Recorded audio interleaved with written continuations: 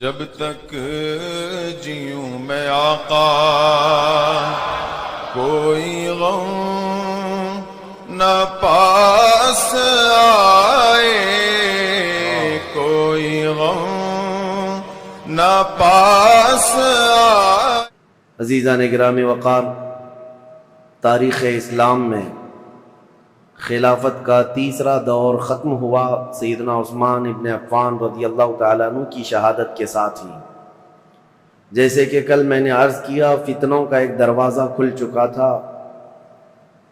حضرت عثمان غنی کا قتل یہ اسلام کا پہلا فتنہ ہے جو واقع ہوا، اور یہ اتنا بڑا فتنہ کہ جس سے مسلمانوں میں انتشار پیدا ہوا، اور سب سے بڑا آخر میں آنے والا فتنہ دجال کا جو امت اسلامیہ کو درپیش ہوگا۔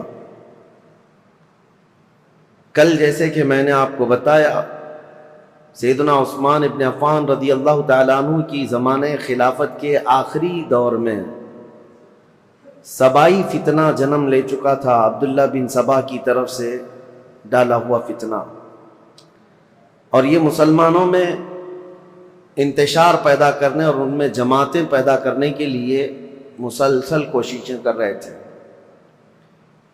اب آج کے دن ہمیں تذکرہ کرنا ہے چوتھے خلیفہ راشد، داماد رسول، زوج بطول،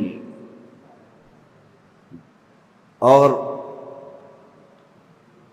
مولا کائنات، ولیوں کے سردار، حیدر کرار، شیر خدا، اسد اللہ الغالب، سیدنا علی بن ابی طالب کرم اللہ وجہہ الکریم کے متعلق۔ عزیزان گرامی، ان کے فضائل و مناقب بے شمار ہیں۔ صحابہ اکرام رضوان اللہ تعالیٰ علیہم اجمعین میں بہت سے صحابہ ایسے ہیں جنہوں نے ان کی فضیلتیں بیان کی، حتیٰ کہ ابن عساکر کی روایت ہے، میں نے رسول پاک ابن عساکر کی روایت یہ ہے کہ رسول کریم صلی اللہ تعالیٰ علیہ وسلم سے صحابہ کی فضیلت میں جو حدیثیں وارد ہوئی ہیں، ان میں سب سے زیادہ حضرت علی کرم اللہ وجہہ الکریم کے متعلق نظر آتی ہیں۔ حضرت علی بن ابی طالب یہ اول اسلام، سب سے پہلے اسلام میں آنے والے ہیں، سابقین اولین میں سے۔ جب حضور اکرم صلی اللہ تعالیٰ علیہ وسلم لوگوں کو دعوت و تبلیغ پیش فرما رہے تھے مکہ مکرمہ کی وادی میں، اس وقت حضرت علی کرم اللہ وجہہ الکریم مشرف اسلام ہو چکے تھے، جبکہ آپ کی عمر صرف 9 سال کی تھی۔ آپ بچپن سے ہی حضور اکرم صلی اللہ تعالیٰ علیہ وسلم کی تربیت میں رہے۔ معاملہ یہ ہے کہ حضور کے سگے چچا جناب ابو طالب، ان سے حضور اکرم صلی اللہ علیہ وسلم کا بڑا لگاؤ تھا، قریبی تعلقات۔ اس کی وجہ ایک یہ بھی تھی کہ جناب ابو طالب حضور صلی اللہ تعالیٰ علیہ وسلم کی ہمیشہ حمایت میں لگے رہتے، مکہ کے کفار و مشرکین کے خلاف کھڑے رہتے، اور ان کی مالی حالت تھوڑی کمزور تھی۔ کس کی؟ جناب ابو طالب کی، چچا کی، اور اولاد زیادہ تھیں۔ تو نبی پاک صلی اللہ تعالیٰ علیہ وسلم نے ابو طالب کے یہ کئی بیٹے تھے جناب ابو طالب کے، ان میں سے حضرت علی بن ابی طالب کو حضور نے اپنی گود میں لے لیا کہ ان کی پرورش کی ذمہ داری، ان کی کفالت کا خرچہ ہم اٹھائیں گے۔ اس اعتبار سے بچپن سے ہی حضرت علی کرم اللہ وجہہ الکریم حضور صلی اللہ تعالیٰ علیہ وسلم کی آغوش تربیت میں بڑھے، حضور نے پرورش فرمائی۔ پیدائش کے واقعات بھی بڑے اہم ہیں۔ آپ کی والدہ ماجدہ فاطمہ بنت اسد ہیں، یہ اسلام میں پہلی خاتون ہیں جو اللہ رب العزت کی طرف ہجرت کرنے والی۔ حضرت فاطمہ بنت اسد جو رسول کریم صلی اللہ تعالیٰ علیہ وسلم کی چچی تھیں، اور مولا کائنات علی مرتضیٰ رضی اللہ تعالیٰ عنہ کی والدہ تھیں۔ روایات یہ ملتی ہیں کہ حضرت علی رضی اللہ تعالیٰ عنہ جب پیدا ہوئے تھے تو آپ آنکھیں نہیں کھول رہے تھے، تو لوگوں کو ایک غم بھی تھا کہ بچہ آنکھیں ہی نہیں کھولتا۔ حضور صلی اللہ تعالیٰ علیہ وسلم کو ایک خبر دی گئی، حضور تشریف لائے اور بچے کو گود میں لیا۔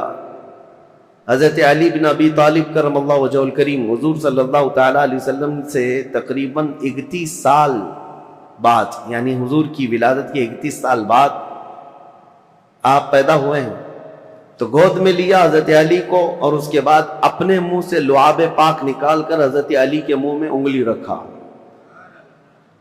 اور جیسے ہی حضرت علی کے منہ میں رکھا، وہ اب تک دودھ نہیں پیے تھے اپنی ماں کا، تو حضور صلی اللہ تعالیٰ علیہ وسلم کی انگشت مبارک آتے ہی اس کو چوسنا شروع کیا، اور آنکھیں کھولی تو سب سے پہلے دنیا میں چہرے رسول کو دیکھا۔ سب سے پہلی غذا آپ کے پیٹ میں جو گئی ہے وہ حضور کا لعاب پاک ہے، اور دنیا میں سب سے پہلی نظر اٹھی ہے تو چہرے رسول۔ یہ سب سے بڑی فضیلت ہے۔ اور پھر اس کے بعد حضور صلی اللہ تعالیٰ علیہ وسلم حضرت خدیجہ کے گھر ہی رہتے تھے، اور جب حضور صلی اللہ تعالیٰ علیہ وسلم غار حرا سے گھر تشریف لائے تھے پہلی وحی لے کر، اور پھر گھر میں نمازیں ادا کی جاتی تھی، تو حضرت علی، حضرت خدیجۃ الکبریٰ اور حضور صلی اللہ علیہ وسلم کے پیچھے یہ خود بھی کھڑے ہو کر نمازیں پڑھتے تھے۔ اور اس کے بعد جب حضور صلی اللہ تعالیٰ علیہ وسلم نے اعلان نبوت فرمایا اور دعوت اسلام لوگوں کو دینا شروع فرمائی، تو سب سے پہلے حضرت علی کرم اللہ وجہہ الکریم بچوں میں ایمان لانے والے ہیں۔ وہ واقعہ آپ خود بیان کرتے ہیں کہ حضور مکہ کے سارے لوگوں کو ایک جگہ پر کوہ صفا کے قریب جمع فرمائے تھے، صفا پہاڑی کے پیچھے، اور خاندان کے سارے لوگ موجود تھے، حضور کی پھوپھیاں، حضور کے چچا، جتنے لوگ تھے قریش سب تھے۔ ان کے درمیان جب نبی پاک صلی اللہ تعالیٰ علیہ وسلم نے اپنی نبوت کا اعلان فرمایا اور خدائے واحد کی طرف بلایا، اور پھر اخیر میں یہ ارشاد فرمایا کون ہے جو تم میں سے میری دعوت کو قبول کرے، تو جب حضور یہ فرماتے تو حضرت علی کھڑے ہوتے، یہ کہتے میں کمزور ہوں، پتلی ٹانگوں والا ہوں، آنکھوں میں آشوب چشم ہے، لیکن میں آپ کی دعوت پر لبیک کہتا ہوں۔ حضور صلی اللہ تعالیٰ علیہ وسلم دوبارہ فرماتے کون ہے جو میری دعوت پر لبیک کہے، دین اسلام کی حمایت کے لیے کھڑا ہو۔ دوسری مرتبہ پورا مجمع سناٹے میں تھا، پھر حضرت علی کھڑے ہوتے ہیں، عرض کرتے ہیں میں چھوٹا ہوں عمر میں اور کمزور ہوں، لیکن میں آپ کے دین اسلام کی حمایت کے لیے کھڑا ہوں۔ تیسری مرتبہ حضور نے فرمایا پورے مجمع میں کوئی ہے، تب بھی مولا کائنات علی مرتضیٰ رضی اللہ تعالیٰ عنہ ہی کھڑے ہوئے۔ حضور صلی اللہ تعالیٰ علیہ وسلم نے ان کو گلے لگایا اور دعا کی مولا اس کی ٹانگوں میں اور اس کی بازوؤں میں قوت عطا فرما۔ نبی پاک صلی اللہ تعالیٰ علیہ وسلم کی دعائے پاک کا اثر تھا کہ پھر دنیا نے انہیں پہچانا ہے، اور اس کے بعد پھر صحابہ خود کہتے ہیں حضرت علی کی طاقت کے مثل ہم میں سے کسی کی طاقت نہیں تھی، وہ حیدر کرار شیر خدا بن کر پوری دنیا میں چمکے ہیں۔ یہ رسول اللہ کی دعا تھی۔ پھر جب نبی پاک صلی اللہ تعالیٰ علیہ وسلم ہجرت فرمانے کے لیے ارادہ فرمایا تو اپنے بستر پر کسی کو نہیں، حضرت علی کو سلایا تھا۔ یہ سخت رات تھی، اور انجانے میں اور غلطی میں کفار و مشرکین جو حضور کے قتل کا منصوبہ بنائے ہوئے تھے، گھر میں داخل ہو کر جو سویا ہوتا بستر پر اس کو قتل کر دیتے۔ حضرت علی کرم اللہ وجہہ الکریم کو حضور صلی اللہ علیہ وسلم نے اپنے بستر پر سلایا تھا اور کہا تھا میں جا رہا ہوں مدینے، اور صبح ہونے کے بعد میرے پاس جو کفار و مشرکین کی امانتیں ہیں وہ دے کر تم بھی مدینے آ جانا۔ حضرت علی چادر، یمنی چادر تھی ہرے رنگ کی، فرماتے ہیں میں چادر تان کر سو رہا تھا، اور پتا تھا کفار و مشرکین حضور کے پورے گھر کا محاصرہ کیے ہوئے، رات کے وقت اندر آ کر کوئی بھی قتل کر سکتا ہے۔ نبی پاک صلی اللہ تعالیٰ علیہ وسلم تو گھر سے نکل کر چلے گئے، حضرت علی آرام سے سوتے رہے۔ فرماتے ہیں ان سے پوچھا تھا کسی نے ہجرت کی رات آپ کس خوف سے سو رہے تھے بستر پر؟ وہ قتل کا بستر تھا۔ حضرت علی کہتے ہیں پوری زندگی میں اس سے بہتر نیند مجھے کبھی آئی نہیں، اس سے بہترین نیند کبھی آئی نہیں۔ پوچھا کہ آپ اس قدر آرام سے کیوں سو رہے تھے؟ کہا اس لیے کہ رسول اللہ نے فرمایا تھا رات کے وقت علی صبح ہو جائے تو یہ امانتیں لوگوں کو دے کر تم بھی مدینے آنا، تو میرا یقین تھا کہ صبح ہوگی بھی، امانتیں دوں گا بھی اور مدینے جاؤں گا بھی، کیونکہ رسول اللہ صلی اللہ علیہ وسلم کا فرمان علی شان ہے۔ مولا کائنات ہر جگہ نبی کریم صلی اللہ تعالیٰ علیہ وسلم کے ساتھ رہے ہیں۔ اور آپ کو وہ واقعہ بھی بتا دوں، یہ فضائل پر بات چل رہی ہے، پھر میں خلافت مولا کائنات علی مرتضیٰ پر آتا ہوں۔ کیونکہ تاریخ میں خلفائے راشدین کے دور میں حضرت علی کی خلافت کا جو دور ہے وہ بہت امپورٹنٹ ہے، اس لیے بھی کہ یہاں سے فرق ہو جاتا ہے اپنوں کا اور غیروں کا۔ یہاں تک منزلیں سیم چلتی رہیں امت اسلامیہ کی، لیکن یہاں آنے کے بعد جماعتیں بدل گئیں، کچھ لوگوں نے اپنا قبلہ الگ کر لیا، کچھ لوگوں نے الگ کر لیا ہے۔ تو خلافت علی بن ابی طالب کا یہ 5.5 سالہ جو دور ہے یہ بہت ہی اہم ہے۔ میں تاریخ پر آتا ہوں، اس سے پہلے کون ہے یہ شیر خدا، کون ہے یہ علی مرتضیٰ؟ حضور صلی اللہ تعالیٰ علیہ وسلم کی گھر میں پرورش پانے والے، دعوت اسلام میں جہاں جہاں حضور جاتے تھے ساتھ جاتے تھے۔ جب کبھی حضور لوگوں کو تبلیغ فرماتے، آپ حضرت علی حضور کے ساتھ رہا کرتے تھے۔ عمر اگرچہ چھوٹی تھی لیکن ساتھ رہے۔ اور جب ہجرت فرمائی میرے آقا صلی اللہ تعالیٰ علیہ وسلم نے، حضور کی ہجرت کے چند ہی دن بعد حضرت علی بھی مکہ سے ہجرت کر کے مدینہ تشریف لے آئے۔ اب ہجرت کے بعد 2 ہجری تھی، یعنی حضور صلی اللہ علیہ وسلم کی ہجرت کے 2 سال بعد مدینہ طیبہ میں نبی کریم صلی اللہ تعالیٰ علیہ وسلم نے اپنی سب سے لاڈلی لخت جگر سیدہ کائنات فاطمہ الزہرا رضی اللہ تعالیٰ عنہا کا نکاح حضرت علی بن ابی طالب کے ساتھ فرمایا۔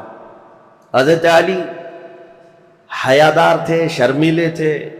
آپ کہتے ہیں کہ پیغام نکاح حضور صلی اللہ تعالیٰ علیہ وسلم کے گھر آپ کو بھیجنا تھا، لیکن حیا مانے تھی۔ حضور صلی اللہ تعالیٰ علیہ وسلم کے گھر میں پرورش پاتے رہے، لیکن آپ اس شرم اور حیا کی وجہ سے کبھی پیغام لے کر جا نہ سکے۔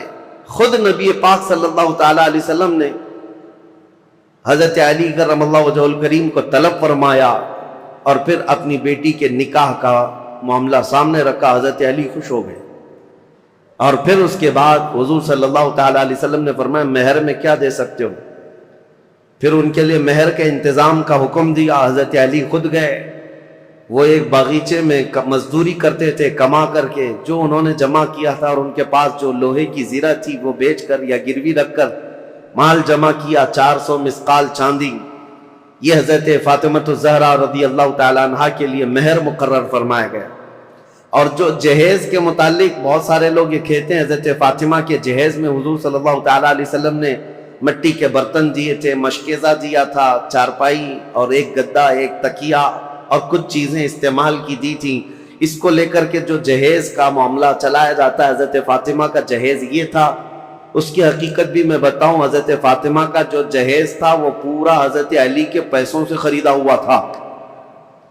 لوگوں کو حضرت فاطمہ کا جہیز یاد ہے کہ رسول اللہ نے یہ جہیز دیا تھا، اور یہاں پر اسی جہیز کی بنیاد پر لاکھوں لوگ اس طرح کے کروڑوں کا مطالبہ کر لیتے ہیں۔ مولا کائنات علی ابی طالب کرم اللہ وجہہ الکریم وہ جواں مرد ہیں جنہوں نے اپنے ہاتھوں سے کمائی ہوئی رقم کو یہ جہیز کے پیسوں کے لیے خرچہ کیا۔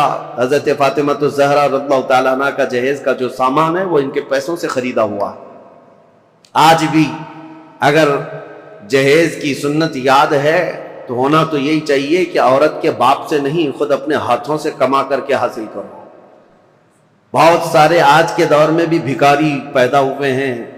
میں تو ان سے ہمیشہ ہی کہتا ہوں کہ جن کی طلب ہی یہ ہے کہ شادی اسی لیے کرنا چاہتے ہیں، ابھی بھی میرے پاس کنٹینیو بنگال سے، بہار سے کچھ لوگ مطالبہ اس بات کا کر رہے ہیں کہ ہمارے گھر میں شادیاں ہیں اور جہیز بہت سامنے والے مانگ رہے ہیں، بائک دینا ہے، کسی کو فلاں دینا ہے، کیا تعاون ہو سکتا ہے؟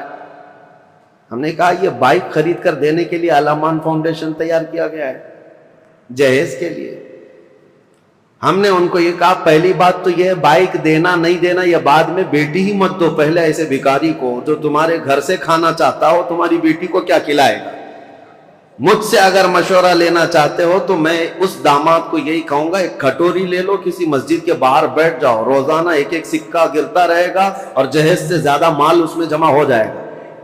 اللہ نے مردوں کو تمہیں طاقت دی ہے، حاکم بنایا ہے کمانے کے لیے، لہذا عورت کے گھر سے لینا یہ ایک طرح کی نحوست ہے، مرد کے لیے ایک نحوست ہے، اور اس کی لت پڑ جاتی ہے اور انسان یہاں نکما ہو جاتا ہے۔ ہم نے بہتوں کو دیکھا ہے سسرال پر پلنے والے، ایسے بہت سارے ہیں. ایک مرتبہ عورت کیا گھر سے لے آئی, ہر بار یہ داماد یہی خواہش کرنے لگ جائے گا, جا اپنے باپ سے 10,000 مانگ کے لا, 50,000 مانگ کے لیا. ان لوگوں کو اس طرح کا نکما پن آتا ہی ہے. میرے عزیزو, اس معاملے کو اور بلکہ اس برے رسم کو بدلنے کی ضرورت ہے. کہاں رسول پاک صلی اللہ تعالیٰ علیہ وسلم کی شریعت طیبہ طاہرہ. بیچ میں بات آئی ہے تو مختصراً عرض کروں. ایک صحابی آئے تھے, غریب تھے, انہوں نے کہا شادی کرنا ہے. کہا کچھ دینا ہوگا تمہیں, میں انصار کی کسی بیٹی سے تمہارا نکاح کر دوں گا, تم مہر میں کیا دو گے؟ جہیز میں نہیں. حضور صلی اللہ تعالیٰ علیہ وسلم نے مہر کے لیے پوچھا, مہر تو واجب ہے. اس صحابی نے کہا کہ میرے پاس کچھ نہیں. حضور نے فرمایا کیا ایک چاندی کی انگوٹھی دے سکتے ہو مہر؟ کہا یا رسول اللہ میں تو اتنا غریب ہوں, لوہے کی انگوٹھی بھی نہیں دے سکتا. 2 دن کے بعد حضور نے انہیں طلب فرمایا, کہا کہ کچھ ہے تمہارے پاس؟ پھر مدینے کے انصار صحابہ میں سے ایک کی بیٹی کو طلب کیا, کہا اس کا نکاح فلاں جوان سے کر دو. انہوں نے کہا حضور آپ کا حکم جو ہوگا. تو اب اس غریب صحابی کا جو مہر ٹھہرا تھا کیا ہے؟ حضور نے فرمایا قرآن کی کوئی سورہ تمہیں یاد ہے؟ اس صحابی نے کہا ہاں مجھے فلاں فلاں سورہ یاد ہے. حضور نے فرمایا جا تو اپنی دلہن کو یہ سورتیں یاد کرا, یہی تیرا مہر ہے. نکاح کو آسان کرو, زنا کو مشکل بنا دو, یہ ہماری شریعت ہے.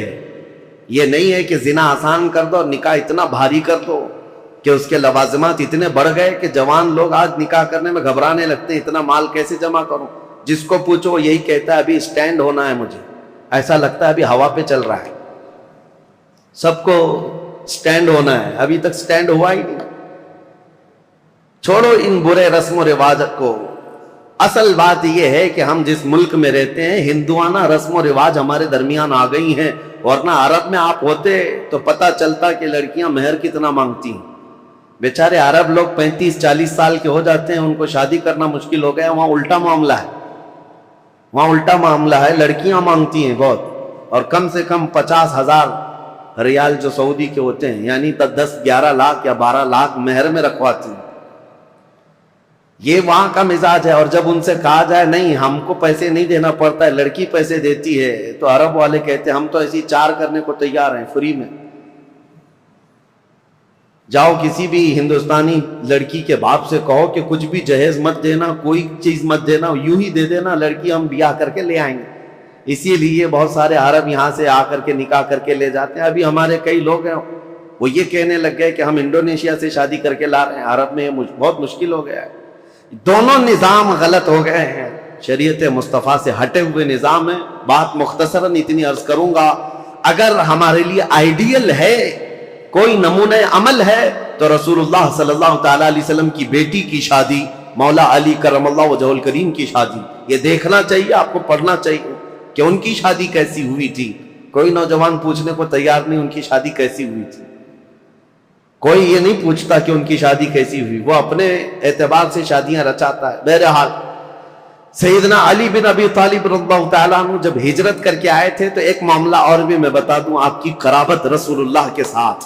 حضور صلی اللہ تعالیٰ علیہ وسلم ان سے کتنی محبت کرتے. جتنے ہجرت کر کے آئے تھے صحابہ وہ مہاجرین ہیں, اور جو مدینے میں تھے وہ انصار. ایک انصاری صحابی کو حضور بلاتے اور ایک مہاجر کو, اور دونوں کا ہاتھ پکڑ کر کہتے آج سے تم بھائی بھائی. تو یہ عقد مؤاخات میں نے تاریخ میں بتایا تھا, حضور نے ہجرت کے بعد سب سے پہلے کام یہ فرمایا تھا, بھائی چارگی قائم کر دی تھی. تو یہ زبانی نہیں بلکہ وہ صحابہ حقیقت میں پوری زندگی میں ان کو بھائی بنا کر رہتے تھے, حتیٰ کہ اپنی جائیدادوں میں بھی ان کو حصہ دیا ہے حضور نے, جن کو بھائی بنایا. تو یہ عقد مؤاخات چل رہا تھا, ایک انصار ایک مہاجر, ایک انصار ایک مہاجر, سب کی جوڑیاں بن گئی مدینے میں. اور جب یہ عقد مؤاخات ختم ہوا تو حضرت علی اکیلے بچ گئے. ان کے لیے کوئی انصار جوڑی کے لیے بچا ہی نہیں تھا. حضور نے سب کی جوڑیاں بنا دی, فلاں مہاجر کا فلاں انصار بھائی ہے. لیکن حضرت علی غمگین ہو گئے, کہا یا رسول اللہ صلی اللہ تعالیٰ علیہ وسلم میں اخیر میں تنہا رہ گیا, میرے لیے کوئی انصاری صحابی بھائی بننے کو تیار نہیں, یا بھائی نہ بن سکا. نبی پاک صلی اللہ تعالیٰ علیہ وسلم نے حضرت علی سے کہا یا علی انت اخی فی الدنیا والآخرہ، کیا تو اس بات پر راضی نہیں دنیا میں بھی اور آخرت میں تو میرا بھائی ہے؟ انصار اور مہاجرین آپس میں بھائی ہیں، لیکن رسول اللہ نے حضرت علی کو اپنا بھائی کہا، اخی رسول اللہ۔ وہ حضور صلی اللہ تعالیٰ علیہ وسلم کے رشتے میں بھی بھائی تھے، اور یہ عقد مواخات جو مدینے میں ہوئی اس میں بھی حضور کے بھائی بنے۔ نبی کریم صلی اللہ تعالیٰ علیہ وسلم کی قرابت ایسی تھی، ایک مرتبہ یمن بھیج رہے تھے حضور ان کو وہاں کا قاضی بنا کر، تو جا رہے تھے تو حضور صلی اللہ علیہ وسلم سے عرض کیا، یا رسول اللہ عمر چھوٹی ہے، مقدمات نئے نئے آتے ہیں، فیصلہ کرنا میرے لیے مشکل ہو جائے گا، میں کیسے جاؤں؟ ایک نئی وادی، نئے لوگ، نیا مزاج، نیا موسم۔ نبی پاک صلی اللہ تعالیٰ علیہ وسلم نے ان کے سینے پر ہاتھ مارا اور کہا، مجھے تم پر پورا یقین ہے، جو بھی کرو گے تم اللہ اس کے رسول کی رضا کے مطابق کرو۔ اور اس کے بعد مولا کائنات علی بن ابی طالب کرم اللہ وجہہ الکریم فیصلوں میں اس قدر ماہر ہو گئے کہ پورے مدینے کے صحابہ کہتے ہیں، ہم سے چھوٹی بھی چیز کوئی ہوتی تو ہم یہی کہتے کہ حضرت علی کے پاس لے چلو۔ حتیٰ کہ جب حضرت عمر فاروق کا دور آیا، حضرت عمر فاروق جب کبھی کوئی مقدمہ آتا تو مجلس میں پہلے پوچھتے علی ہے کہ نہیں ہے، مقدمہ بعد میں سنتے، پہلے پوچھتے علی ہے یا نہیں۔ حضرت علی اگر نہیں ہوتے مجلس میں، حضرت عمر کہتے علی کو آنے دو، اس کے بعد مقدمہ سنا جائے گا۔ اور وہ خود کہتے ہیں، میں اس مجلس سے پناہ مانگتا ہوں جس میں علی بن ابی طالب نہ ہو۔ یہ حضرت عمر فاروق رضی اللہ تعالیٰ فیصلہ لینے میں حضرت علی کرم اللہ وجہہ الکریم کی یہ مہارت تھی، یہ رسول اللہ کے صرف دست مبارکہ کی بات تھی۔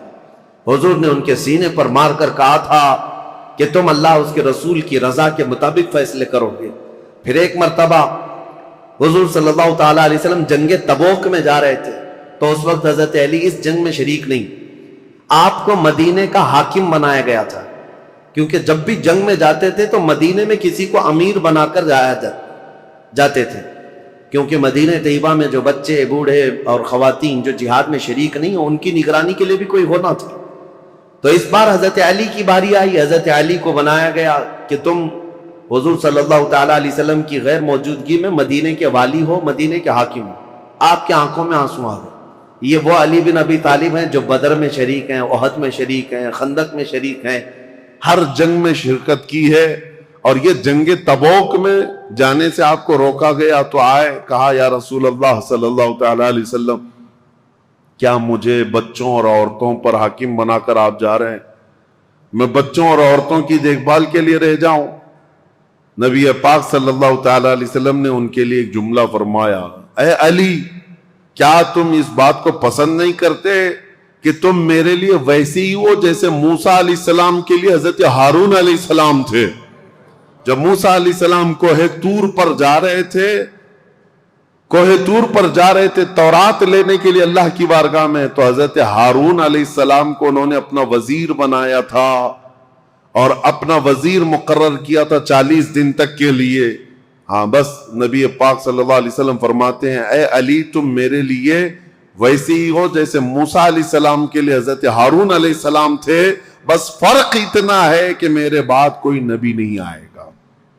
موسیٰ علیہ السلام نے جن کو وزیر بنایا تھا وہ بھائی بھی تھے حضرت ہارون اور نبی بھی تھے، لیکن حضرت علی کرم اللہ وجہ الکریم نبی نہیں۔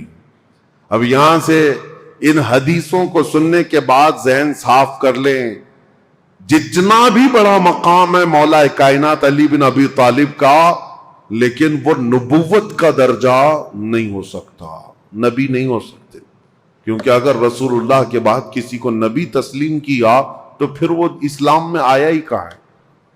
اس نے خاتم النبیین ہونے کا عقیدہ ہی ختم کر لیا تو ایسا شخص مسلمان نہیں، وہ اسلام سے خارج ہے۔ حضرت علی کی محبت اور ان کی عزت، ان کا احترام ہمارے سر آنکھوں پر ہے، لیکن کبھی ہم حضرت علی کو نبوت کے درجے تک نہیں پہنچا سکتے۔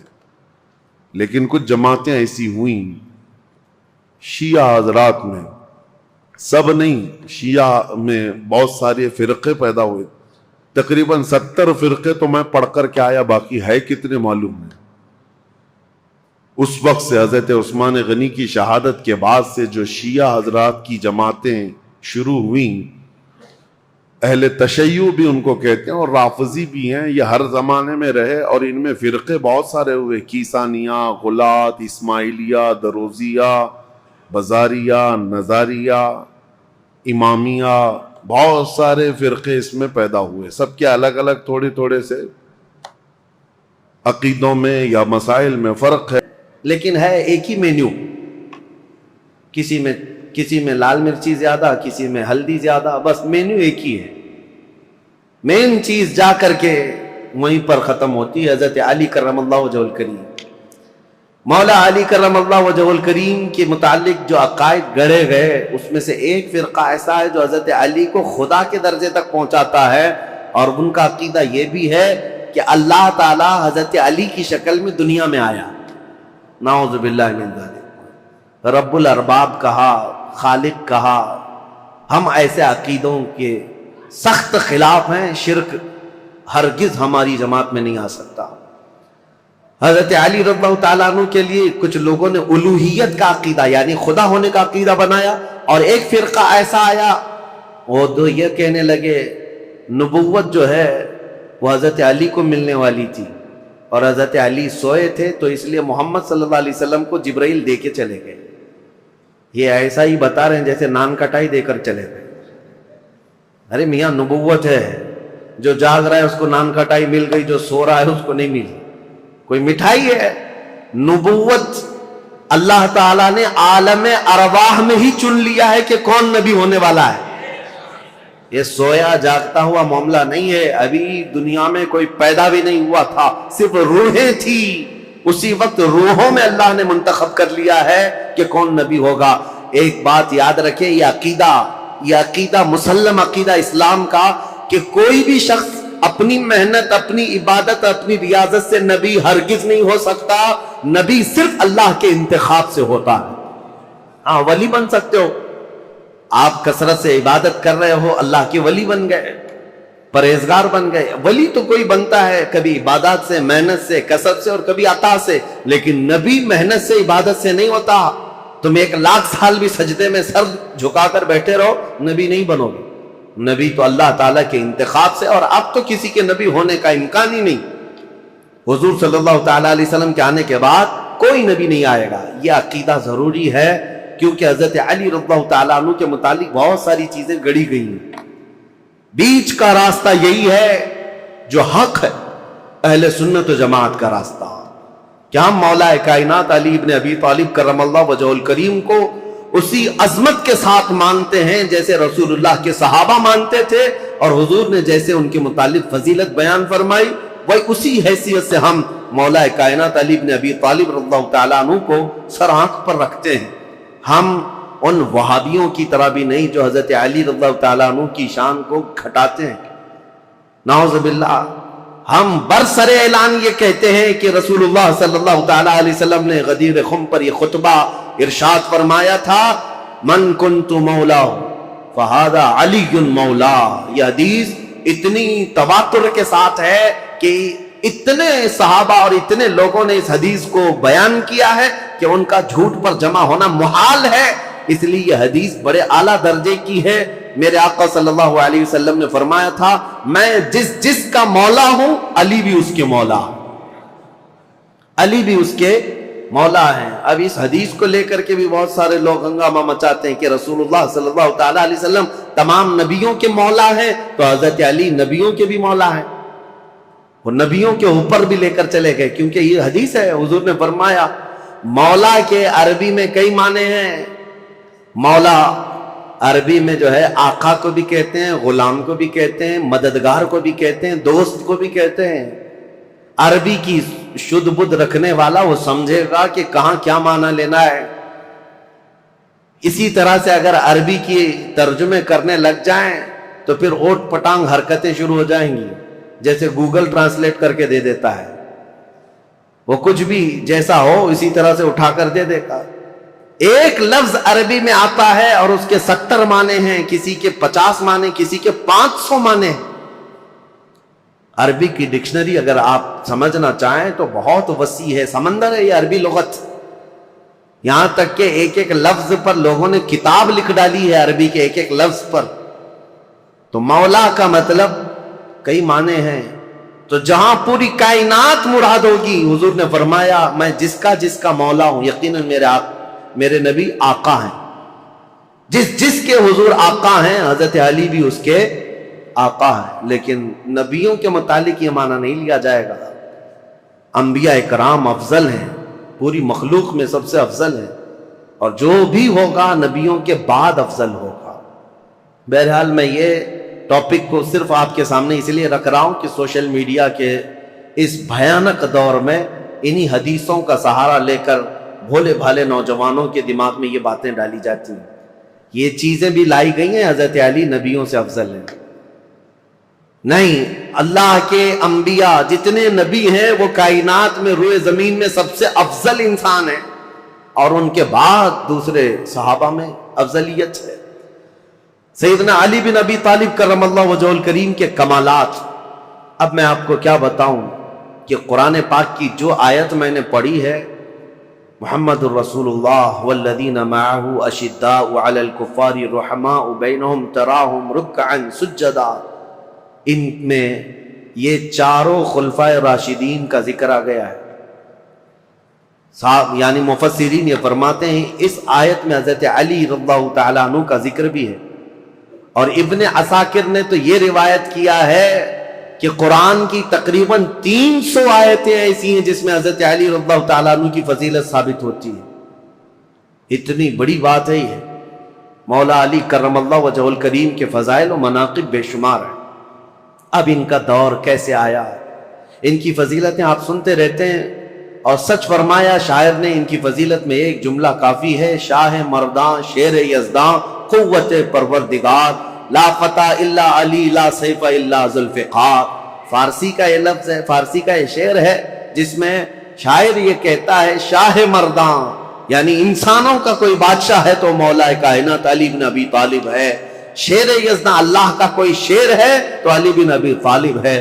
قوت پروردگار، دنیا میں اگر کسی کے پاس رب تبارک و تعالیٰ کی عطا کی ہوئی طاقت ہے، مظہر ہے کوئی، تو علی بن ابی طالب کو دیکھا جائے۔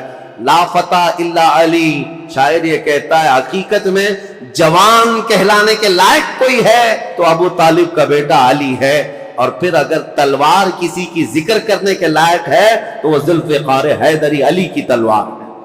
یہ ان کی تعریف میں کل ملا کر کے یہ جو جملے ہیں سب اس میں جمع ہو گئے۔ حضرت علی بن ابی طالب رضی اللہ تعالیٰ عنہ جنگ بدر میں جو کردار ادا کیے ہیں وہ بیان سے باہر ہے۔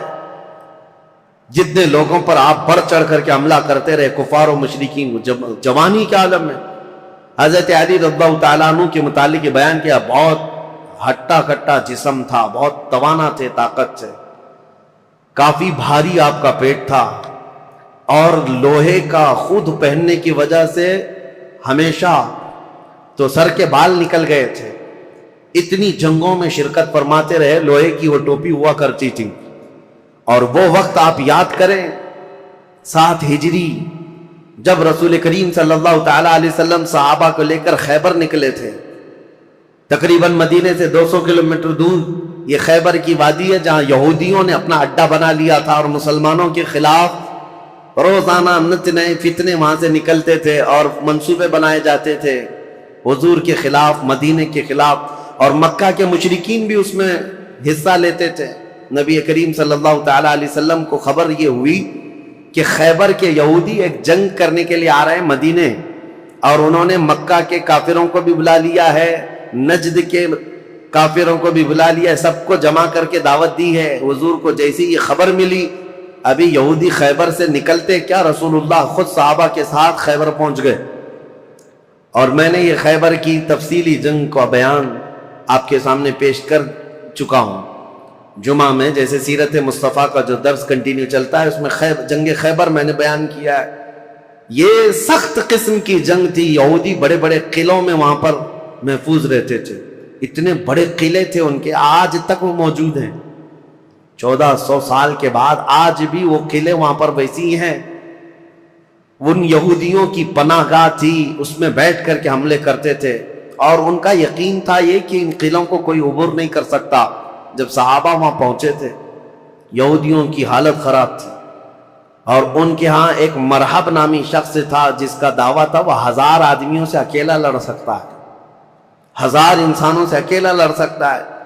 خیبر میں چھوٹی چھوٹی جنگیں ہوئی، وہاں کے جتنے قلعے تھے وہ صحابہ جب فتح کرنے لگ گئے تو آخری جو ان کا قلعہ تھا مرحب، جس کے انتظام پر لگا رہتا تھا، یہودیوں نے اس کو اتارا تھا مرحب کو، کہ اب آخر میں اب تمہاری باری ہے، اگر تم نہیں بچا پائے ان مسلمانوں سے تو ہمیں کوئی نہیں بچا پائے گا۔ مرحب مسلمانوں سے جنگ کرنے کو اپنی توہین سمجھتا تھا کہ یہ چھوٹے بادیہ نشین لوگ ہیں، کھجور کھا کر زندگی گزارتے ہیں، پیبند لگے کپڑے پہنتے ہیں، ان کے پیروں میں چپل تک نہیں ہوتی، یہ ہم سے جنگ کرنے آئے ہیں۔ بڑے تحقیر سے حقارت سے دیکھا کرتا، لیکن اب حالات ایسے تھے کہ یہ پورے مسلمان گردنوں پر سوار ہو کر کھڑے تھے، اب تو ڈیفنس کرنا ہی تھا۔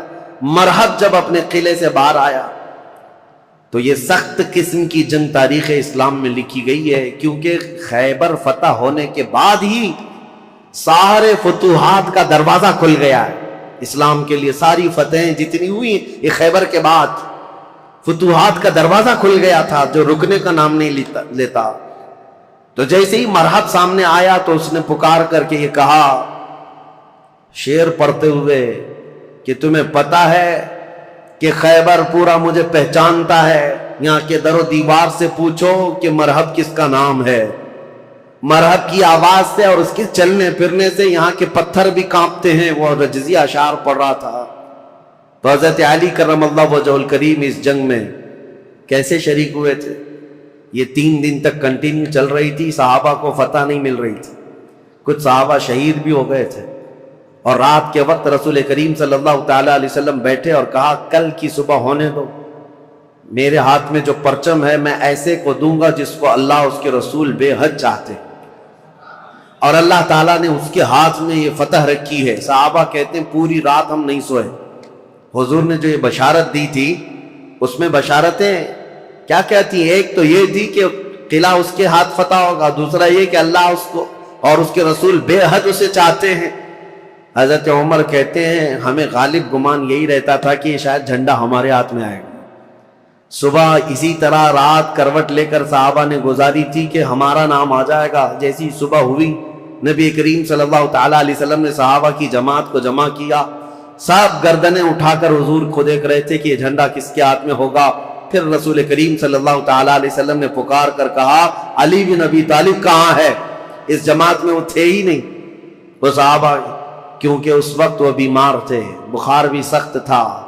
حضور صلی اللہ تعالیٰ علیہ وسلم سے عرض کیا یا رسول اللہ صلی اللہ علیہ وسلم ان کی آنکھوں میں آشوب آیا ہے، جو لال ہو جاتی ہیں آنکھیں، تو آنکھیں لال ہو گئی ہیں اور وہ بخار زدہ ہیں۔ حضور نے فرمایا اسی حالت میں ان کو لے کے آؤ۔ بستر سے اٹھا کر حضرت علی کو لایا گیا، آنکھوں سے پانی بہ رہا تھا۔ نبی کریم صلی اللہ تعالیٰ علیہ وسلم نے اپنا لعاب پاک ان کی آنکھوں پہ لگایا۔ حضرت علی کہتے ہیں میری آنکھیں اخیر زمانے تک اتنی تیز نظر آتے تھا جس کا کوئی اندازہ نہیں کر سکتا۔ حضرت علی رضی اللہ تعالیٰ عنہ کے ہاتھ میں حضور نے جھنڈا دیا اور کہا جاؤ اللہ اس کے رسول تمہیں بے حد چاہتے ہیں اور یہ فتح تمہارے نام رکھی ہے۔ سارے صحابہ کہتے ہیں حضرت علی کو دیکھ کر ہم رشک کرتے تھے کہ کیا مقام پایا علی بن ابی طالب نے۔ اس وقت ان کی جوانی کا ہی وقت تھا، اور جب وہ جھنڈا ہاتھ میں لے کر کے آئے تھے یہ مقابلہ مرحب سے ہونا تھا، جو 1000 انسانوں سے تنہا لڑ سکتا تھا، اکیلا لڑنے کی طاقت رکھتا۔ جب وہ رجزیہ اشعار پڑھ رہا تھا، جانتے ہو قلعوں کی دیواروں سے پوچھو مرحب کس کا نام ہے، یہاں کے پتھر میرے چلنے پھرنے سے کانپ جایا کرتے ہیں۔ پھر حضرت علی آگے آئے، پوچھا مرحب نے تم کون ہو؟ حضرت علی نے کہا انا الذی سمتنی امی حیدرا، میں وہ ہوں کہ میری ماں نے میرا نام حیدر رکھا ہے۔ حیدر کا مطلب جانتے ہو؟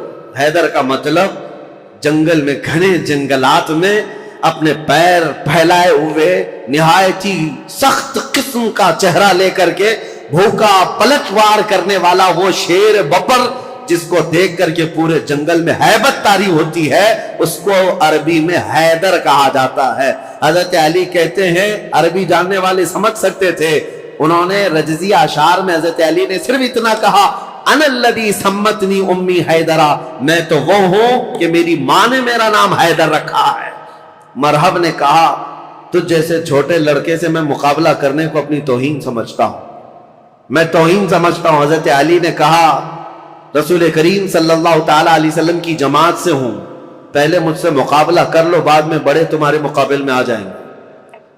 جب مرحب اترا حضرت علی کرم اللہ وجہ الکریم کے مقابلے میں، تاریخ آج بھی گواہ ہے، اس کے لوہے کی ٹوپی، اس کا لوہے کا لباس اتنا مہنگا ہوا کرتا تھا، اور وہ تلوار لہراتے ہوئے آیا، اور پہلی تلوار اتنی تیز مارا تھا کہ حضرت علی رضی اللہ تعالیٰ عنہ پر وار جو ہوا، حضرت علی رضی اللہ تعالیٰ عنہ نے اس کے وار کی چمک کو دیکھا، اور جنگ کے میدان میں جو تلوار کی چمک تھی لوگ دیکھ کر کے حیران تھے، اتنی تیز وہ تلوار چلاتا تھا۔ تو صحابہ کہتے ہیں ہمیں خوف ہو گیا، ڈر ہو گیا کہ علی بن ابی طالب گھوڑے پر ہے، ایک ہی وار اس نے ایسا کیا ہے کہ اس کی آواز فضا میں گونج رہی ہے، علی کا کیا ہوگا؟ حضرت علی رضی اللہ تعالیٰ عنہ بالکل بے خوف تھے۔ اللہ کے شیروں کو آتی نہیں روباہی، اللہ کا جو شیر ہوتا ہے وہ لومڑی کبھی بنی نہیں سکتا۔ مولا کائنات علی بن ابی طالب نے اس کے 2 وار کے بعد اپنا جو پہلا وار مارا، صحابہ کہتے ہیں حضرت علی کی 2 دھاری تلوار تھی، مرحب کے سر پر لگی اور اس کے لوہے کی ٹوپی کو کاٹتے ہوئے مرحب کے سینے تک آ گئی، ایک ہی وار میں مرحب کو زمین پر ٹھنڈا کر دیا تھا۔ فاتح خیبر حضرت علی رضی اللہ تعالیٰ عنہ ایک ہی وار میں مرحب کو ٹھنڈا کیا، اور اس کے بعد اسی کے اشعار حضرت علی نے پڑھ کر لوگوں کو سنایا، اے لوگوں سنو، یہ جو ٹھنڈا ہوا ہے جسم، یہ وہی ہے جس کی چلنے پھرنے کی آواز پتھر سنا کرتے تھے، دیوار سنا کرتے تھے۔ اب اس خیبر کے قلعے کے در و دیوار بھی جانیں گے کہ جس سے وہ ہیبت کھاتے تھے اس کو زمین پر کس نے مار گرایا۔ پھر حضرت علی نے کہا اے یہودیوں، آج کے بعد سے خیبر کے ہر قلعے سے آواز آئے گی کہ کوئی آیا تھا جس کا نام اس کی ماں نے حیدر رکھا تھا۔ عزیزان گرامی، یہ تاریخ کی سچائیاں اس لیے میں عرض کر رہا ہوں۔ مولا علی بن ابی طالب کرم اللہ وجہہ الکریم، اس جنگ میں صحابہ کی روایتیں، ابن عساکر کی روایت یہ ہے کہ حضرت علی بڑھتے گئے اس قلعے کے پھاٹک کو توڑ دیا تھا، جو دروازہ ہوا کرتا تھا۔ صحابہ کہتے ہیں حضرت علی نے ایسے اس کو اکھاڑ دیا تھا، اور وہ دروازہ ایک ہاتھ میں لے کر اس کو ڈھال بنا کر لڑتے رہے۔ جب کبھی سامنے سے کوئی تیر آتا یا تلوار آتی تو یہ دروازے کو ڈھال بنا کر کے لڑتے تھے۔ تم اپنے گھر کا دروازہ اٹھا کر کے دیکھو، وہ خیبر کا دروازہ الگ ہے، اپنے گھر کا دروازہ بھی نہیں اٹھا پاؤ گے۔ آج کے نوجوانوں کی بات کر رہا ہوں، وہ خیبر کا دروازہ ایسا تھا کہ اس کے بعد حضرت علی نے اس کو اپنی پیٹھ پر رکھا دروازے پر، کئی صحابہ تو اس کے اوپر سے چڑھ کر کے قلعے کے اندر گئے، اور صحابہ کہتے ہیں اس کے بعد اس دروازے کو 16 گز آگے انہوں نے ایک ہی ہاتھ سے پھینکا تھا۔ رسول کریم صلی اللہ تعالی علیہ وسلم کا فرمان ہوا اس دروازے کو راستے سے ہٹایا جائے۔ صحابہ کہتے ہیں ہم 40 لوگ مل کر نہیں اٹھا پا رہے تھے، اور علی بن ابی طالب تنہا ایک ہاتھ سے اٹھا کر اس کو پھینک چکے تھے۔ لا فتح الا علی، لا سیف الا ذوالفقار، یہ شجاعت، یہ جمع مردی اللہ کے شیر کو اللہ نے عطا کی ہے۔ قوت پروردگار، میرے عزیزوں، ان کے فضائل، ان کے مناقب، ان کے کمالات بیان سے باہر ہیں۔ لیکن اب خلافت کا دور شروع ہے، اس لیے کہ ہم تاریخ بیان کر رہے ہیں، فضیلتیں ہر سال آپ سنتے رہتے ہیں، اور اس سال ظاہر سی بات ہے میں جو ٹاپک لے کر کے چل رہا ہوں وہ تاریخ اسلام ہے۔ ہر بچے کو، ہر جوان کو تاریخ یاد رکھنا بہت ضروری ہے، اور اگر اپنی تاریخ سے تم بے بہرا ہو تو دنیا جو پٹی پڑھائے گی وہ صحیح سمجھنے لگ جاؤ کہ آج حالات یہی ہیں۔ تم خالی کورے کاغذ لے کر کے بیٹھے ہو، سوشل میڈیا میں کوئی آیا نئی بات بولا، کہا ہاں یہ تو بالکل نہیں لگ رہی ہے، نہیں کچھ نہیں، 1400 سال پرانی ہے، تم کورے تھے، تم نے پڑھا ہی کہاں تھا؟ اس لیے تاریخ کی سچائیاں اگر تمہیں یاد نہ ہو تو اگلا دور جو آنے والا ہے اور بھی بہت ڈینجر ہے، بہت سخت ہے۔ آپ کو پتا ہے یہ ظالمانہ حکومتیں جو ہمارے سر پر آج منڈلا رہی ہیں، یہ دجالی نظام جو پیدا ہو چکا ہے، یہاں سب چیزوں پر اٹیک ہے، سب چیزوں پر اٹیک ہے۔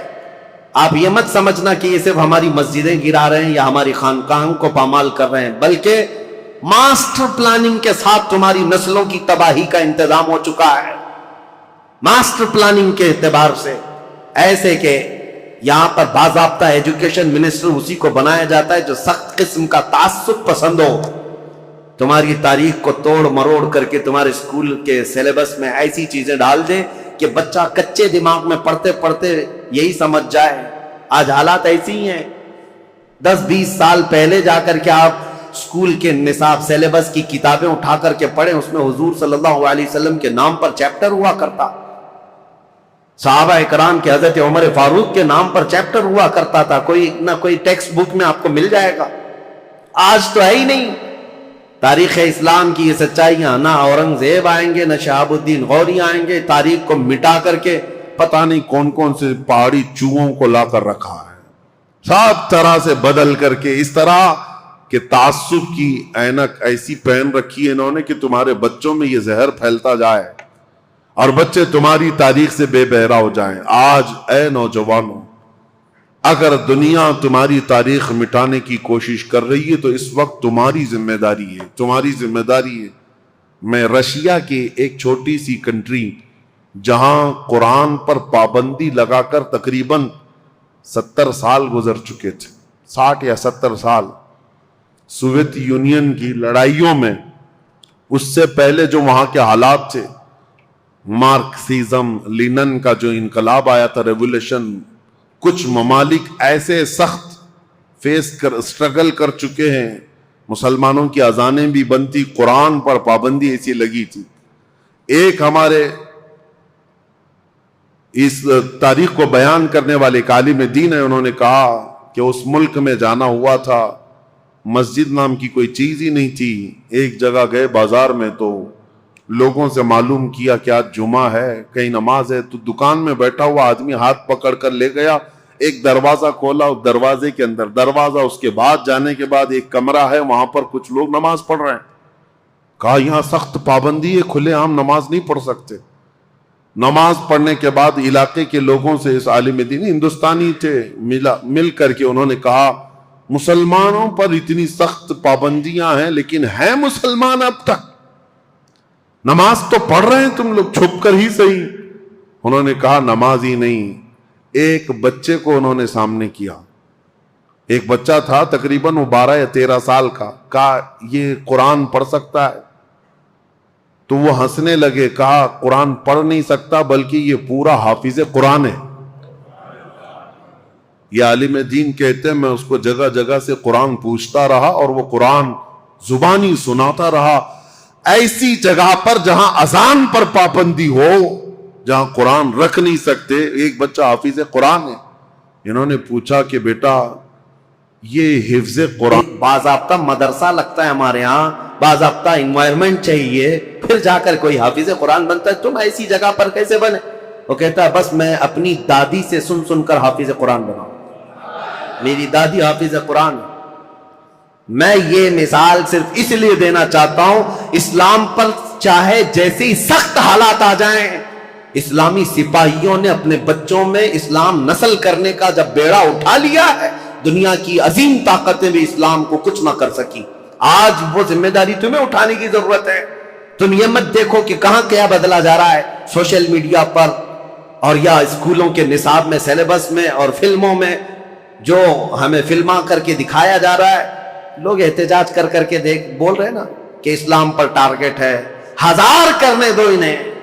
یا آج سول کوڈ کی بات لے کر کے مسلمانوں کے قوانین بدلنے، یہ سب حالات آئیں گے، سخت ترین حالات آئیں گے۔ ظالموں کو تو اپنا ظلم دکھانا ہی ہے، لیکن اے غیور نوجوانوں تمہاری ذمہ داری ہے، تم اپنے کندھوں پر یہ بیڑا اٹھا لو۔ ہم دنیا کے درپردہ یا دنیا کے بھروسے پر اپنے بچوں کو نہیں رکھیں گے، ہم اپنے تاریخ کی سچائیاں اپنے بچوں میں منتقل کرتے جائیں گے۔ یہ گڈی گڑیا کی کہانیاں سنانا چھوڑ دو، اپنے بچوں کو لو، رات میں بیٹھ کر میرے آقا کی اور صحابہ اکرام کے ایمان افروز واقعات سناؤ۔ اتنے واقعات آپ نے سن لیے، ہر سال کربلا سناتے ہیں۔ میرے عزیزوں، اب کربلا صرف علماء سے نہیں، ہر گھر میں باپ سے بچہ خود سنے۔ کون؟ حسین ابن علی ہیں۔ یہ کربلا کی داستانیں گھر گھر میں ہوں، پھر ہمیں کچھ فرق نہیں پڑتا کہ ظالم طاقتیں کیا کیا منصوبے بنا رہی ہیں۔ مولا علی کرم اللہ وجہہ الکریم کی اب تاریخ میں بیان کرنے جا رہا ہوں۔ یہ فضائل تھے، یہ مناقب تھے، ان کے کمالات تھے۔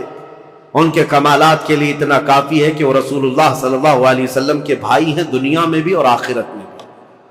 ان کی فضیلت کے لیے اتنا کافی ہے کہ رسول اللہ صلی اللہ تعالی علیہ وسلم نے ان کے لیے یہ فرمایا کہ تم میرے لیے ویسی ہی ہو جیسا موسیٰ علیہ السلام کے لیے ہارون علیہ السلام تھے، بس فرق اتنا ہے کہ میرے بعد کوئی نبی نہیں ہوگا۔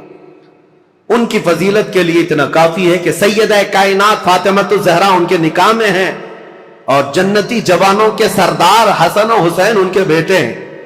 ولایت کا سر چشمہ حضرت علی تک پہنچتا ہے۔ اب خلافت کا جو دور ہے، یہ ظاہر سی بات ہے کمپلیکیٹڈ چیز، حکومت، سیادت، امارت، خلافت یہ آسان چیز نہیں ہے میرے عزیزو۔ ہر زمانے میں، ہر دور میں یہ عہدہ ہمیشہ اختلافی ہوتا ہی رہا ہے، لیکن صحابہ کے دلوں میں حضور صلی اللہ تعالی علیہ وسلم نے خالص اللہ کی محبت رکھی تھی۔ وہ دنیا پرست نہیں تھے اور دنیا کے اسباب کی طرف یا مادوں کی طرف وہ اپنے دل دادا نہیں تھے، اللہ کا خوف رکھتے تھے، اس لیے زیادہ معاملات نہیں آئے۔ پھر بھی جیسے کہ کل میں نے بتایا، حضرت عثمان کے 12 سالہ خلافت کے دور میں آخر دور ایسا آیا جو فتنوں سے بھرا ہوا تھا۔ عبداللہ بن سبا نام کا ایک یہودی جس نے یہ بیج بویا اور ایک جماعت پیدا کر دی، اور مسلمانوں میں انتشار اور فرقہ پیدا ہونا شروع ہو گیا، اور سبب کہاں، یہ فتنہ کہاں تک پہنچا؟ حضرت عثمان غنی کا قتل ہو گیا مدینے میں۔ یہ پہلا قتل ہے جو مسلمانوں کے ہاتھ ہوا ہے، حضرت عثمان غنی کا قتل۔ حضرت عمر کو بھی شہید کیا گیا، لیکن وہ تو ایک آگ کا پجاری تھا، ابو لولو فیروز مجوسی، لیکن حضرت عثمان کا جو قتل ہوا ہے وہ آپسی انتشار کی وجہ سے ہوا۔ تفصیل میں نے بتایا، جگہ جگہ انقلاب نام سے کچھ جماعتیں کھڑی ہوتی تھیں، ان کو یہ چاہیے تھا ریولیوشن، اور ان کو جدت، نیا پن چاہیے تھا۔ حضرت عثمان کا خلافت کا زمانہ 12 سال ہو رہا تھا، اور یہ وقت یہاں تک آ پہنچا کہ مدینے میں پہنچ کر کے ان سبائیوں نے، مصر کے رہنے والے بلوائیوں نے حضرت عثمان کا قتل کر دیا۔ یہ قتل صحابہ کے لیے بہت بڑا صدمہ تھا، جتنے بڑے صحابہ تھے اس قتل کے خلاف تھے۔ خود حضرت علی کرم اللہ وجہ الکریم اس کی سخت مذمت کرتے رہے اور کہتے رہے کہ رسول اللہ صلی اللہ علیہ وسلم کے حرم مدینہ کو جس نے حلال کر دیا خون سے حضرت عثمان کے، وہ دنیا کا بدترین شخص ہے۔ اور حضرت علی کے یہ فرامین ہے کہ میں سمجھتا ہوں قتل عثمان سب سے بدترین فتنہ ہے۔ اب حالات ہو گئے، ان کے قتل کے بعد جنازہ ہو گیا، تدفین ہو گئی، جنت البقیع میں آپ دفن ہوئے۔ اب خلافت کا مسئلہ آیا کہ اب کون خلیفہ بنے گا۔ جیسے حضرت ابو بکر کی خلافت، کیسے تمام مسلمانوں نے اتفاق رائے سے آپ کو خلیفہ چن لیا تھا، اور حضرت عمر کو حضرت ابو بکر نے جاتے وقت خود ہی اعلان کر دیا تھا، اس لیے اختلاف نہیں ہوا، صحابہ نے ان کو چن لیا تھا۔ اور حضرت عثمان کی خلافت کیسے ہوئی تھی؟ 6 صحابہ جمع ہوئے تھے، کل جیسے میں نے بتایا مجلس شورا اس کو کہتے ہیں، جس میں حضرت سعد بن ابی وقاص، عبد الرحمن بن عوف، حضرت زبیر، حضرت طلحہ اور حضرت علی، حضرت عثمان، یہ 6 لوگ تھے۔ حضرت عمر نے جاتے جاتے ان کو منتخب کیا تھا، یہ 6 لوگ جس کو منتخب کریں گے وہ خلیفہ ہوگا۔ ان 6 میں سے 2 تو پہلے ہی ہٹ گئے کہ ہم کو خلافت کا کوئی ارادہ نہیں ہے، اور باقی جو 2 تھے انہوں نے اپنی خلافت دوسرے کو سپرد کر دی، جیسے حضرت زبیر نے حضرت علی کو دے دیا، حضرت طلحہ نے حضرت عثمان کو۔ بچے 2 ہی تھے، حضرت علی اور حضرت عثمان، جو خلافت کے دعوے دار۔ لیکن حضرت عبد الرحمن بن عوف نے دونوں سے وعدہ لے لیا تھا، ہم جس کی بیعت کریں گے ایک دوسرا اس کی پیروی کرے گا، اطاعت کرے گا۔ تو جب حضرت عثمان کی بیعت ہو گئی تو حضرت علی نے بھی بیعت کیا۔ اب یہ پوری روایت مسند ابی یعلا میں، تاریخ ابن عساکر میں، خود حضرت علی کرم اللہ وجہ الکریم سے منقول یہ روایت میں آپ کے سامنے رکھتا ہوں۔ جب حضرت علی کے ساتھ ایک معاملہ پیش آیا تھا، وہ بھی میں ابھی تاریخ میں بتاتا ہوں۔ 2 جنگیں ہوئی ہیں جو تاریخ کی بدترین قسم کی، یعنی جس میں مسلمانوں کا بہت بڑا نقصان ہوا ہے۔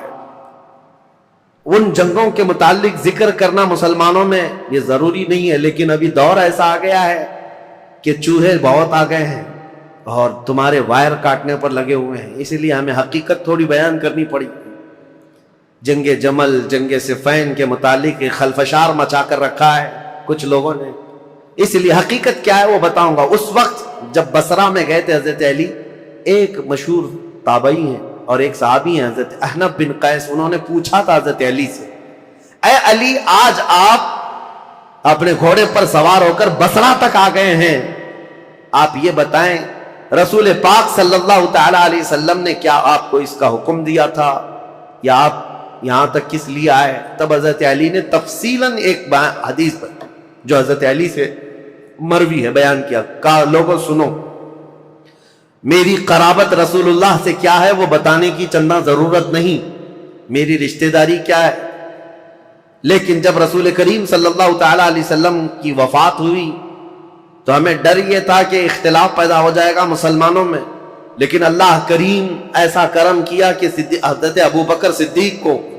مہاجرین اور انصار سب نے بالاتفاق خلیفہ مان لیا. حضرت علی کہتے میں بھی اس میں تھا، میں نے بھی حضرت ابو بکر کی خلافت کو تسلیم کیا، اور صرف اتنا نہیں کہ نہ چاہتے ہوئے، بلکہ حضرت علی کہتے وہ اس کے اہل تھے اور اس کے حقدار تھے، ان سے افضل ہم میں کوئی نہیں تھا، میں نے ان کی خلافت کو تسلیم کیا. اور جب جب انہوں نے جنگوں میں شرکت کا کہا، میں نے جنگوں میں شرکت کی، جتنا انہوں نے مجھے حصہ دیا میں اس میں سے حصہ لیتا رہا. لیکن جب حضرت ابو بکر صدیق کا انتقال ہوا تو حضرت علی کہتے ہیں میرے دل میں یہ خیال تھا، لیکن حضرت ابو بکر نے جانے سے پہلے ایک وصیت کر دی تھی مسلمانوں کو حضرت عمر کے نام پر کہ عمر بن خطاب کو میں صحیح سمجھتا ہوں، تم لوگ اپنا اس کو منتخب کر لو. تو حضرت علی کہتے ہیں حضرت ابو بکر کی ہم حد درجہ تعظیم کرتے تھے، اس لیے ان کے فرمان کے آگے کوئی جا نہیں سکتا تھا. حضرت عمر کو ہم نے خلیفہ بنایا. حضرت علی کہتے ہیں میں نے حضرت عمر کے 10 سالہ زمانے میں جتنی جنگیں انہوں نے مجھے جہاں جہاں بھیجا میں نے شرکت کی، جو مال غنیمت ملتا تھا ان کی طرف سے میں نے سب لیا، اور ہر چیز میں میں ان کے شانہ بشانہ رہا. پھر جب حضرت عمر کا انتقال ہوا تو وہ کہتے ہیں کہ وہ مجلس شورا بنا کر گئے تھے 6 لوگوں کی، اس میں میں بھی تھا، اور اس میں 6 لوگوں میں جب انتخاب کرنے کی بات آئی تو 2 ہٹ گئے اور 2 نے ہمارے حوالے کر دیا. لاسٹ میں 2 بچ گئے، علی اور عثمان رضی اللہ تعالیٰ عنہما. حضرت علی کہتے ہیں چونکہ عبد الرحمن بن عوف نے مجھ سے یہ وعدہ لیا تھا، وہ 6 میں سے ایک صحابی عبد الرحمن بن عوف بھی ہیں، انہوں نے حضرت علی سے وعدہ لیا تھا اے علی اگر آپ کے علاوہ میں کسی اور کے ہاتھ میں بیعت کروں تو کیا آپ اس کے خلاف جائیں گے؟ حضرت علی کہتے ہیں ہرگز نہیں جاؤں گا، آپ جس کی بیعت کو قبول کریں گے میں بھی اس کی بیعت کو قبول کروں گا. حضرت علی کہتے ہیں جب عبد الرحمن بن عوف نے مجھ سے یہ وعدہ لیا تھا اور وعدے کے بعد انہوں نے حضرت عثمان کے ہاتھ میں بیعت کر لی تو میں اپنے وعدے کے خلاف نہیں جا سکتا، میں نے بھی حضرت عثمان کے ہاتھ میں بیعت کر لی. یہ حضرت علی کی خود بیان کردہ روایت میں آپ کے سامنے رکھ رہا ہوں. اور پھر 12 سال گزر گئے حضرت عثمان کے. حضرت علی کہتے ہیں پھر حالات ایسے سنگین ہو گئے کہ حضرت عثمان کا قتل ہو گیا، جو بالکل میرے وہم و گمان میں نہ تھا کہ قتل تک ہو جائے گا. معاملات بدل رہے تھے، فتنہ پھیل چکا تھا، لیکن اتنے سنگین حالات بن گئے کہ ان کا قتل ہو گیا جس سے ہم ہرگز راضی نہیں. اب اس کے بعد بات آتی ہے خلیفہ چننے کی. حضرت زبیر، حضرت طلحہ، یہ 2 ایسے صحابہ ہیں جو عشرہ مبشرہ میں سے رسول اللہ صلی اللہ علیہ وسلم نے جن کو دنیا میں جنت کی بشارت دی، ان میں 2 یہ ہیں. یہ صحابہ بڑے صحابہ کہلاتے تھے، مدینے میں جتنے تھے سب آئے، سب آ کر حضرت علی کے پاس کہنے لگے آپ اپنی بیعت کا اعلان کر دیں اور آپ خلیفہ ہیں. حضرت علی نے کہا مجھے اس کی خواہش نہیں، میں خلیفہ کی بجائے وزیر بننا پسند کروں گا، تم میں سے جو چاہے خلیفہ بن جاؤ.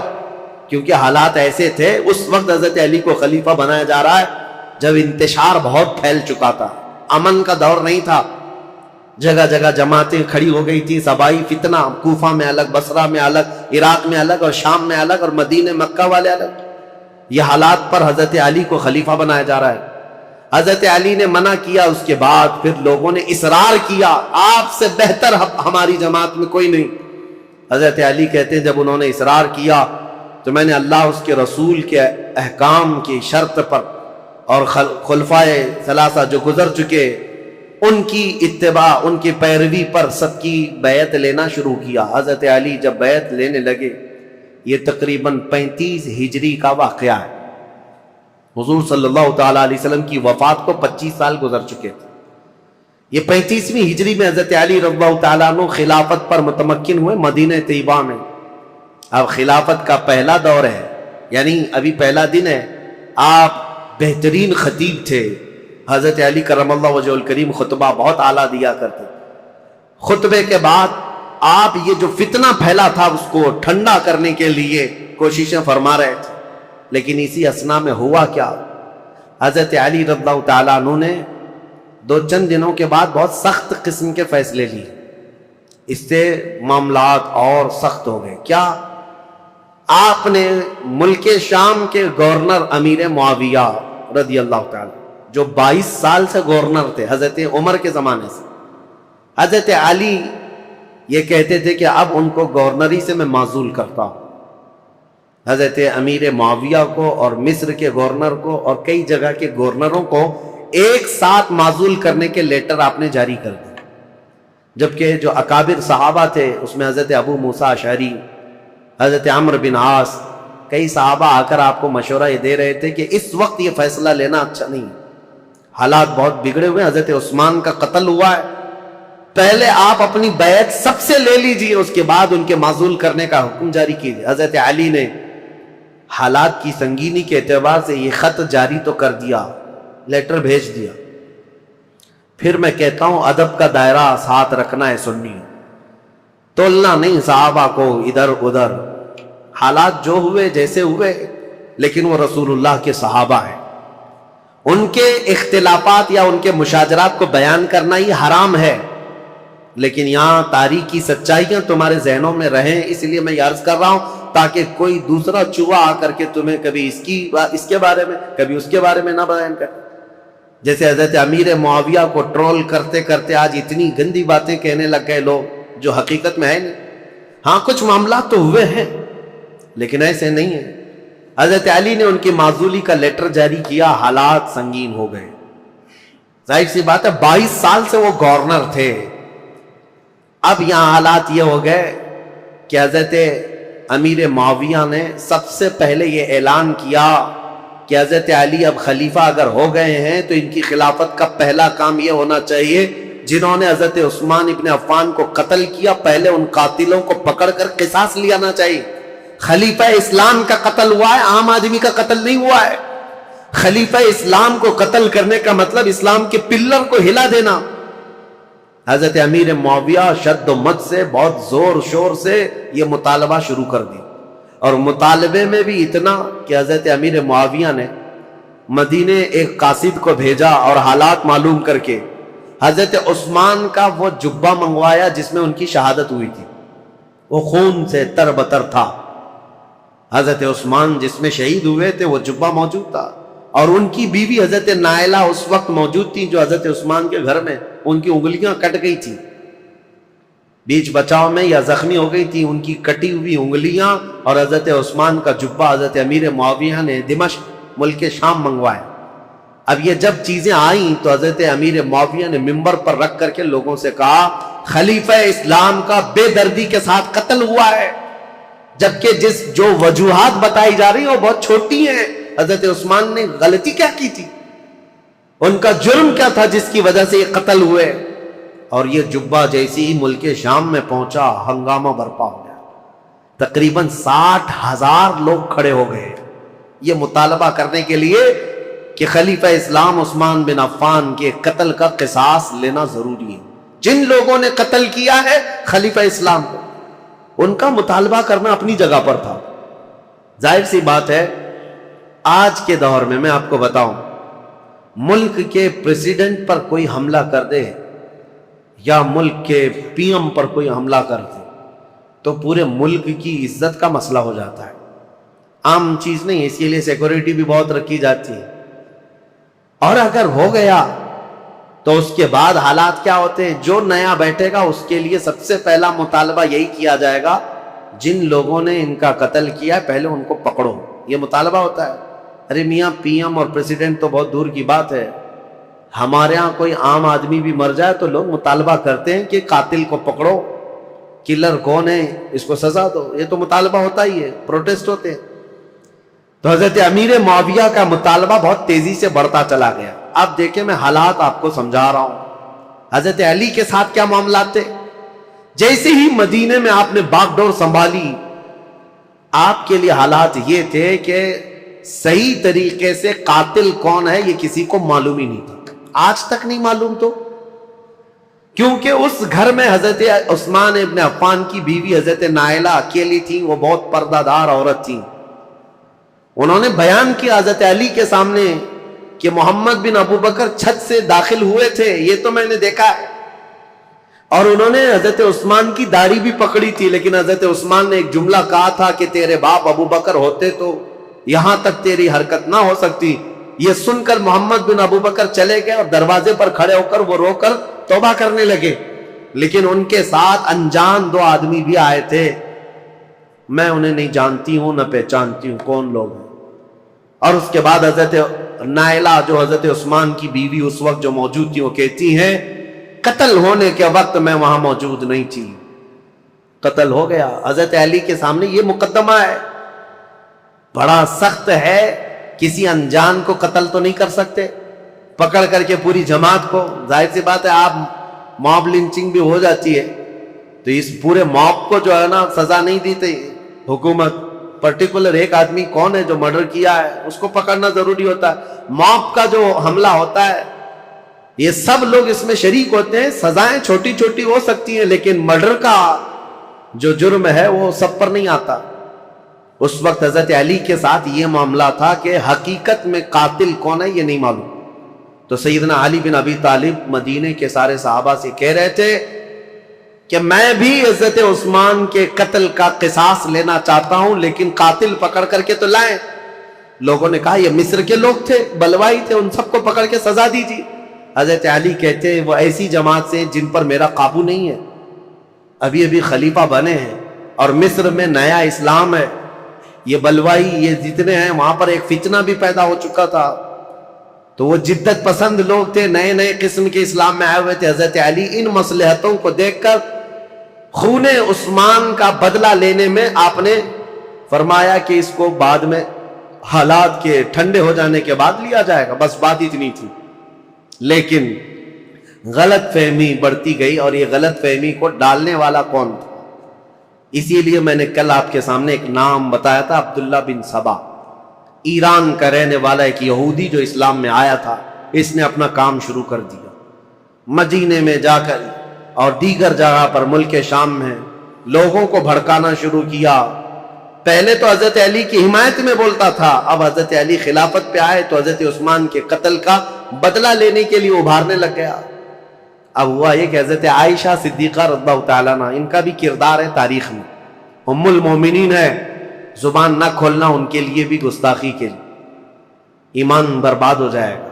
ام المومنین رسول اللہ صلی اللہ علیہ وسلم کی محبوبہ ہے، زوجہ ہے. یہ حج پر گئی ہوئی تھی اور حج سے واپس آنے کے وقت حضرت عثمان کا قتل ہو گیا تھا اور یہ خبر حضرت عائشہ کو پہنچ گئی. حضرت عائشہ کا مقام تھا صحابہ میں سب میں بھی، کیونکہ ام المومنین نے سب لوگ احترام کرتے تھے. حضرت عائشہ کے پاس جب یہ خبر پہنچی تو حضرت زبیر اور حضرت طلحہ یہ دونوں حضرت علی کے ہاتھ پر بیعت کر چکے تھے مدینے میں، لیکن حالات جب سنگین ہونے لگے تو یہ مدینہ چھوڑ کر مکہ چلے گئے. کون؟ یہ بڑے دو صحابہ عشرہ مبشرہ میں.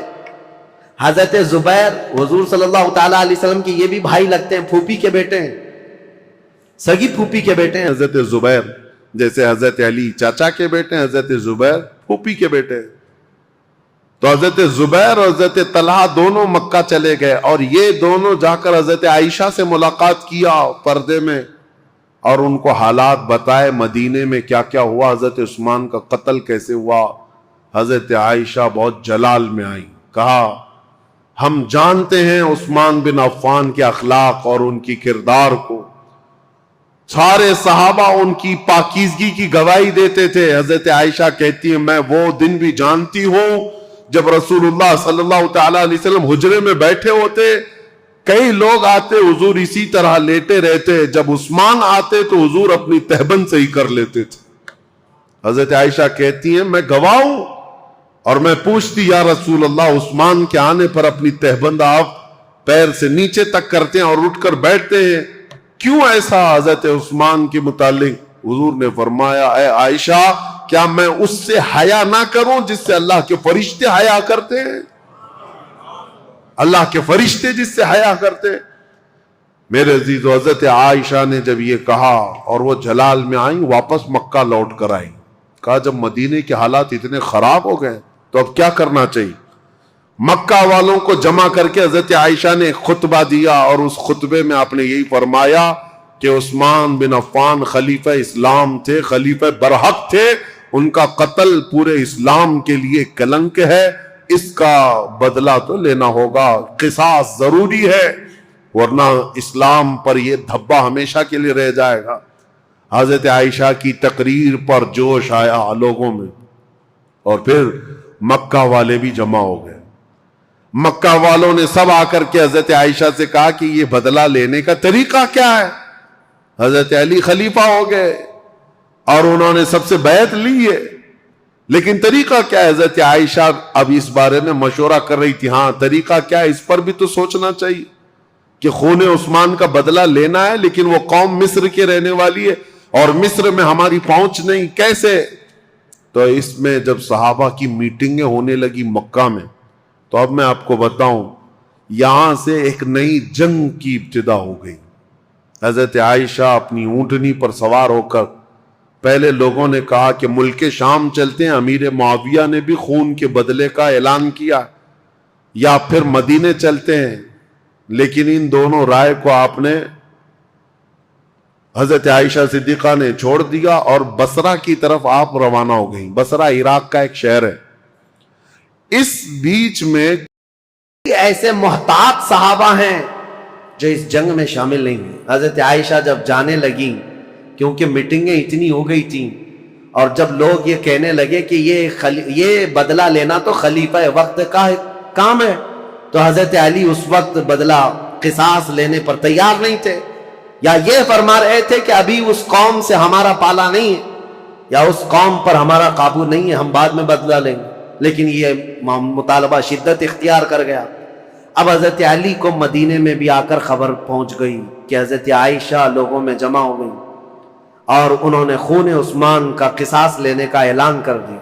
اور حضرت علی کو یہ بھی خبر مل گئی کہ امیر معاویہ کو جو ہم نے خط لکھا تھا، حضرت امیر معاویہ نے بدلے میں خط بھیجا جو بالکل خالی تھا، کچھ بھی لکھا ہوا نہیں تھا۔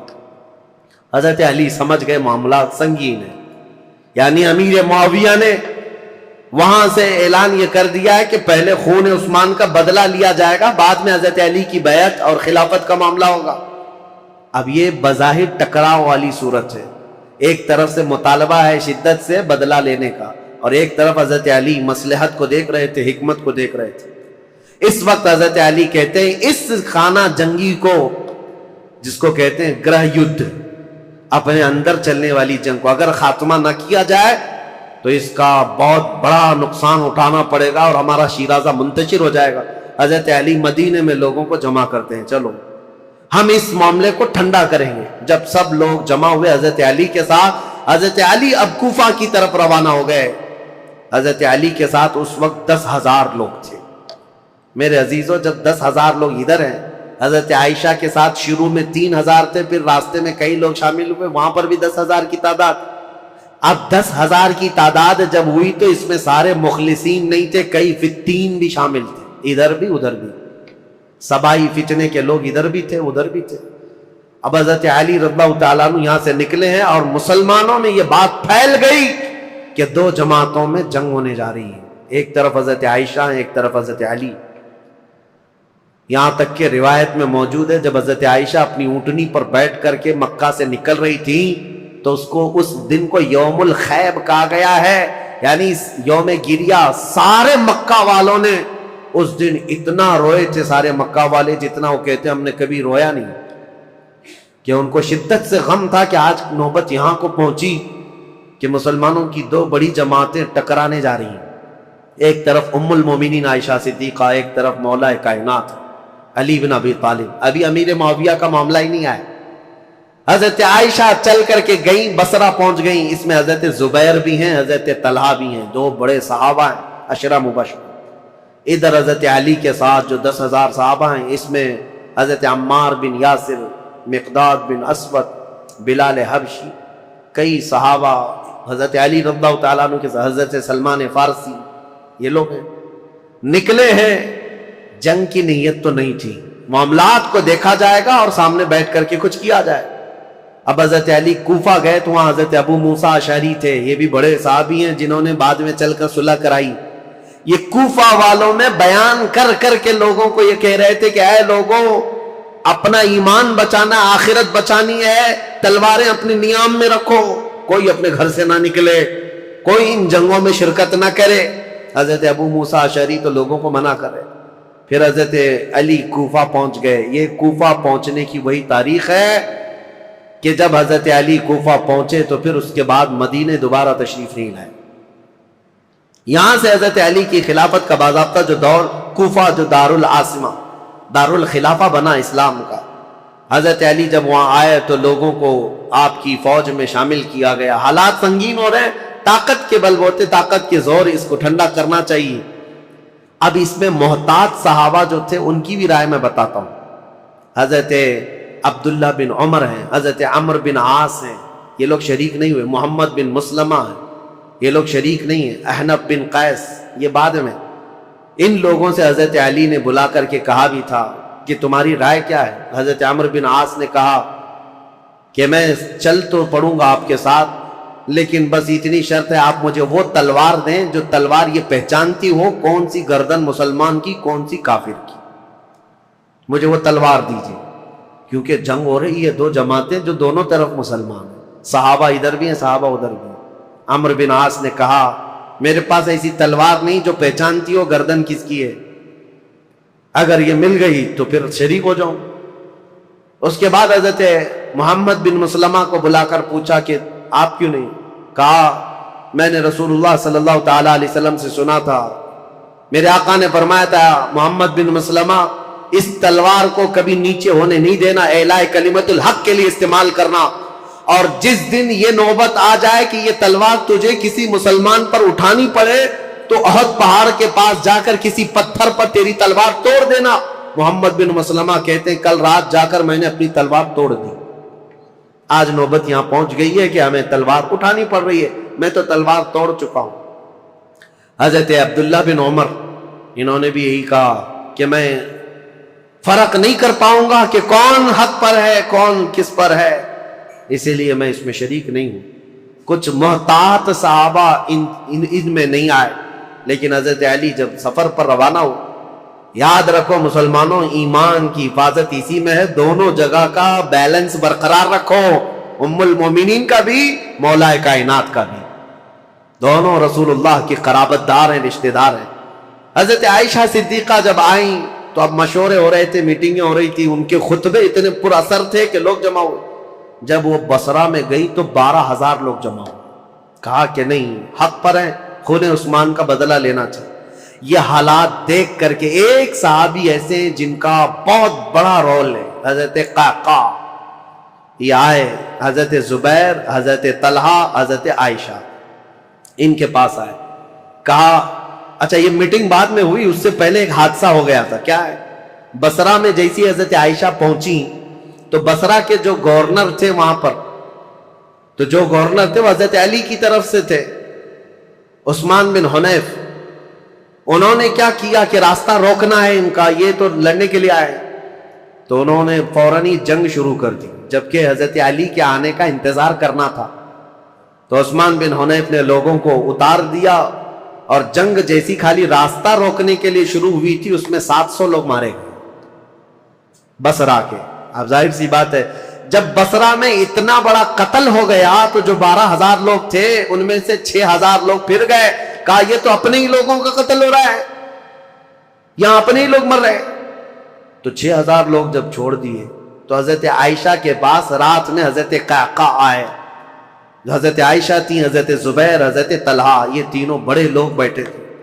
حضرت قعقاع آئے اور کہا دیکھیں کیا حالات بدلتے ہوئے یہاں تک نہیں پہنچے، آپ لوگ تو نکلے تھے عثمان بن عفان کے قتل کا بدلہ لینے کے لیے، لیکن مسئلہ یہاں تک پہنچ گیا کہ جو گورنر بصرہ کے ہیں انہوں نے راستہ روکا، اور ان کے راستہ روکنے کی وجہ سے جو جنگ ہوئی اس میں 700 لوگ مارے گئے۔ اب ان 700 لوگوں کے مارے جانے کا بدلہ کس سے لیا جائے گا؟ ان کا قصاص کس سے لیا جائے گا؟ اب آپ کے ایک ایک فوجی سے وہ قصاص لینا پڑے گا، اتنے مر گئے تو ڈائیورٹ ہو جائے گا مسئلہ، کہاں آپ کس کام کے لیے نکلے تھے اور کس کام میں آ گئے۔ کل کو اگر گورنر بصرہ کے عثمان بن حنیف کا قتل ہوتا ہے تو پھر یہ مطالبہ بدل جائے گا۔ اب آپ کے بارے میں بھی لوگ یہ کہیں گے تم تو نکلے تھے عثمان بن عفان کے قتل کا بدلہ لینے کے لیے، لیکن تم نے اپنے ہاتھوں سے بصرہ کے گورنر کا قتل کیا، اب ان کا قصاص ہم آپ سے لیں گے، بات تو برابر ہو جائے گی۔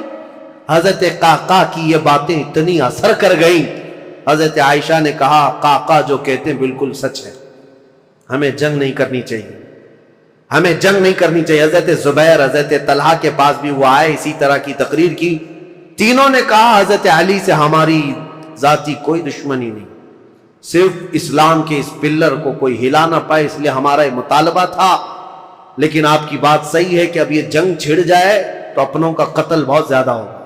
تو حضرت قعقاع سے ان تینوں نے کہا جو باتیں آپ نے ہم سے کی ہیں یہی باتیں علی بن ابی طالب سے بھی کرو، اگر وہ بھی راضی ہیں یہ مصالحت کے لیے تو جنگ کی ضرورت ہی نہیں۔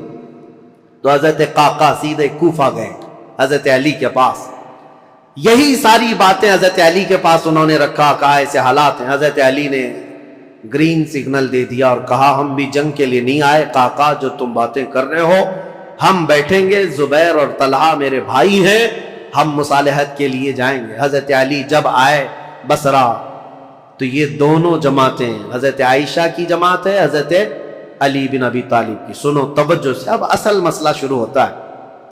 رات کو میٹنگیں ہوئی مصالحت کے لیے، حضرت قعقاع کبھی ادھر گئے کبھی ادھر گئے، دونوں نے رات میں ایگریمنٹ بھی لکھ لیا۔ حضرت زبیر خود چل کر کے حضرت علی کے پاس آئے، حضرت علی سے گفتگو کرنے سے پہلے ہی حضرت علی نے ان سے پوچھا اے زبیر تمہیں یاد ہے رسول اللہ صلی اللہ علیہ وسلم نے ایک مرتبہ میں بھی تھا اور تم بھی تھے، سنو حضرت علی حدیث سنا رہے ہیں، حضرت زبیر کو یاد دلا رہے، کہا میں بھی تھا تم بھی تھے، رسول اللہ نے تم سے یہ نہیں کہا تھا اے زبیر ایک دن تم علی سے لڑو گے اور علی حق پر ہوں گے، ایک دن تم علی سے لڑو گے اور علی حق پر ہوں گے؟ تو حضرت زبیر نے کہا سچ کہا علی تو نے، میں نے رسول اللہ سے سنا تھا۔ کہا حضرت زبیر اسی دن وہاں سے کہتے میں لڑنا نہیں چاہتا تم سے، نکل گئے۔ جیسے ہی حضرت زبیر گئے حضرت طلحہ نے پوچھا ان سے کیا بات ہے، حضرت زبیر نے کہا علی نے مجھے وہ حدیث یاد دلائی جو رسول اللہ نے میری زندگی میں کہا تھا، علی حق پر ہے، علی حق پر ہے۔ حضرت زبیر چل پڑے تو حضرت طلحہ نے کہا اے زبیر میں بھی اس فعل پر اس کام پر نادم ہوں، شرمندہ ہوں، میں بھی نکل چلتا ہوں۔ یہ رات کی خبر جو ہو رہی تھی حضرت عائشہ رضی اللہ تعالیٰ عنہ کے پاس پہنچی تھی۔ حضرت عائشہ کے ساتھ ایک معاملہ ہوا تھا راستے میں، وہ بھی میں تاریخ میں ہے، میں آپ کو بتا دوں۔ جب حضرت عائشہ کی یہ فوج چل رہی تھی مقام حواب ایک جگہ آئی جہاں کتے بھونکنے لگے، حضرت عائشہ نے فوراً اونٹنی کو کھڑا کر دیا اور پوچھا یہ اس جگہ کا نام کیا ہے؟ لوگوں نے کہا مقام حواب، تو ڈر گئی، کپ کپی آ گئی جسم میں۔ کہا ماں عائشہ صدیقہ کیا ہوا کیا؟ کہا میں نے رسول اللہ سے ایک حدیث سنی تھی، میرے آقا نے فرمایا اے عائشہ ایک بار تم مسلمانوں کے ساتھ سفر پر ہوگی تو اللہ کی قسم دیتا ہوں اس جماعت میں تم مت جانا جس میں حواب کے کتے بھونکیں گے۔ حضور سے میں نے یہ سنا تھا حواب کے کتے بھونکیں گے جس جماعت میں، اس جماعت میں جانا مت۔ حضرت عائشہ نے کہا کہ اگر یہاں حواب کا مقام ہے تو کتے بھونک رہے ہیں اور میں نہیں چاہتی کہ اس جماعت میں ہوں۔ یہ بصرہ آنے سے پہلے کی بات ہے، لیکن کیا بتائیں جماعت میں فتنہ انگیزی کرنے والے جو سبائی لوگ تھے ان میں 40 لوگ ایسے آئے جنہوں نے اللہ رسول کی قسم اٹھائی، قرآن کی قسم اٹھا کر کہا یہ حواب کا مقام ہے ہی نہیں، حواب ہے نہیں، یہ دوسری جگہ ہے، یہاں کے کتے روز بھونکتے رہتے۔ حضرت عائشہ کو حلف لے کر کے انہوں نے کہا یہ حواب کا مقام نہیں ہے، تب حضرت عائشہ پھر چل پڑی جبکہ وہ مقام حواب ہی تھا۔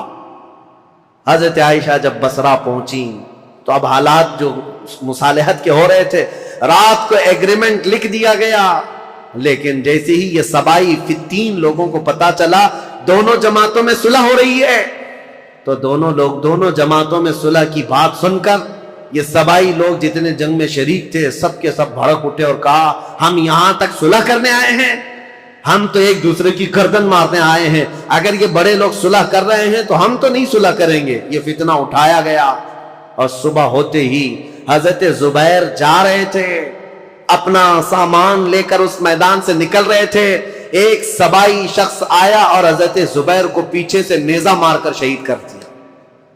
رسول اللہ صلی اللہ علیہ وسلم کے بھائی، پھپھیرے بھائی، عشرہ مبشرہ میں سے حضرت زبیر جیسے ہی شہید ہوئے، حضرت طلحہ دوڑتے ہوئے آئے کہ ظالم جماعت نے حضرت زبیر کو مار دیا ہے، رسول اللہ کے اس صحابی کا قتل ہوا، یہ پہلا قتل ہوا ہے۔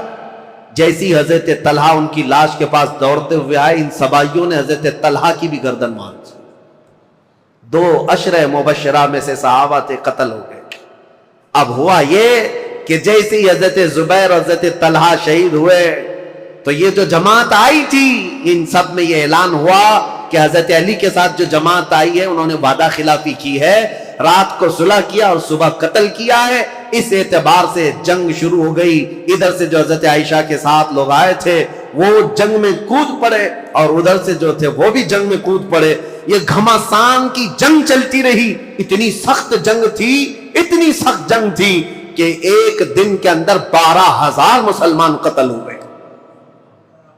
بہت سخت قسم کی یہ تاریخ ہے۔ یہ مجھے بتانا اس لیے بھی ضروری ہے کہ کوئی اٹھ پٹانگ تمہارے دلوں میں نہ ڈال دے۔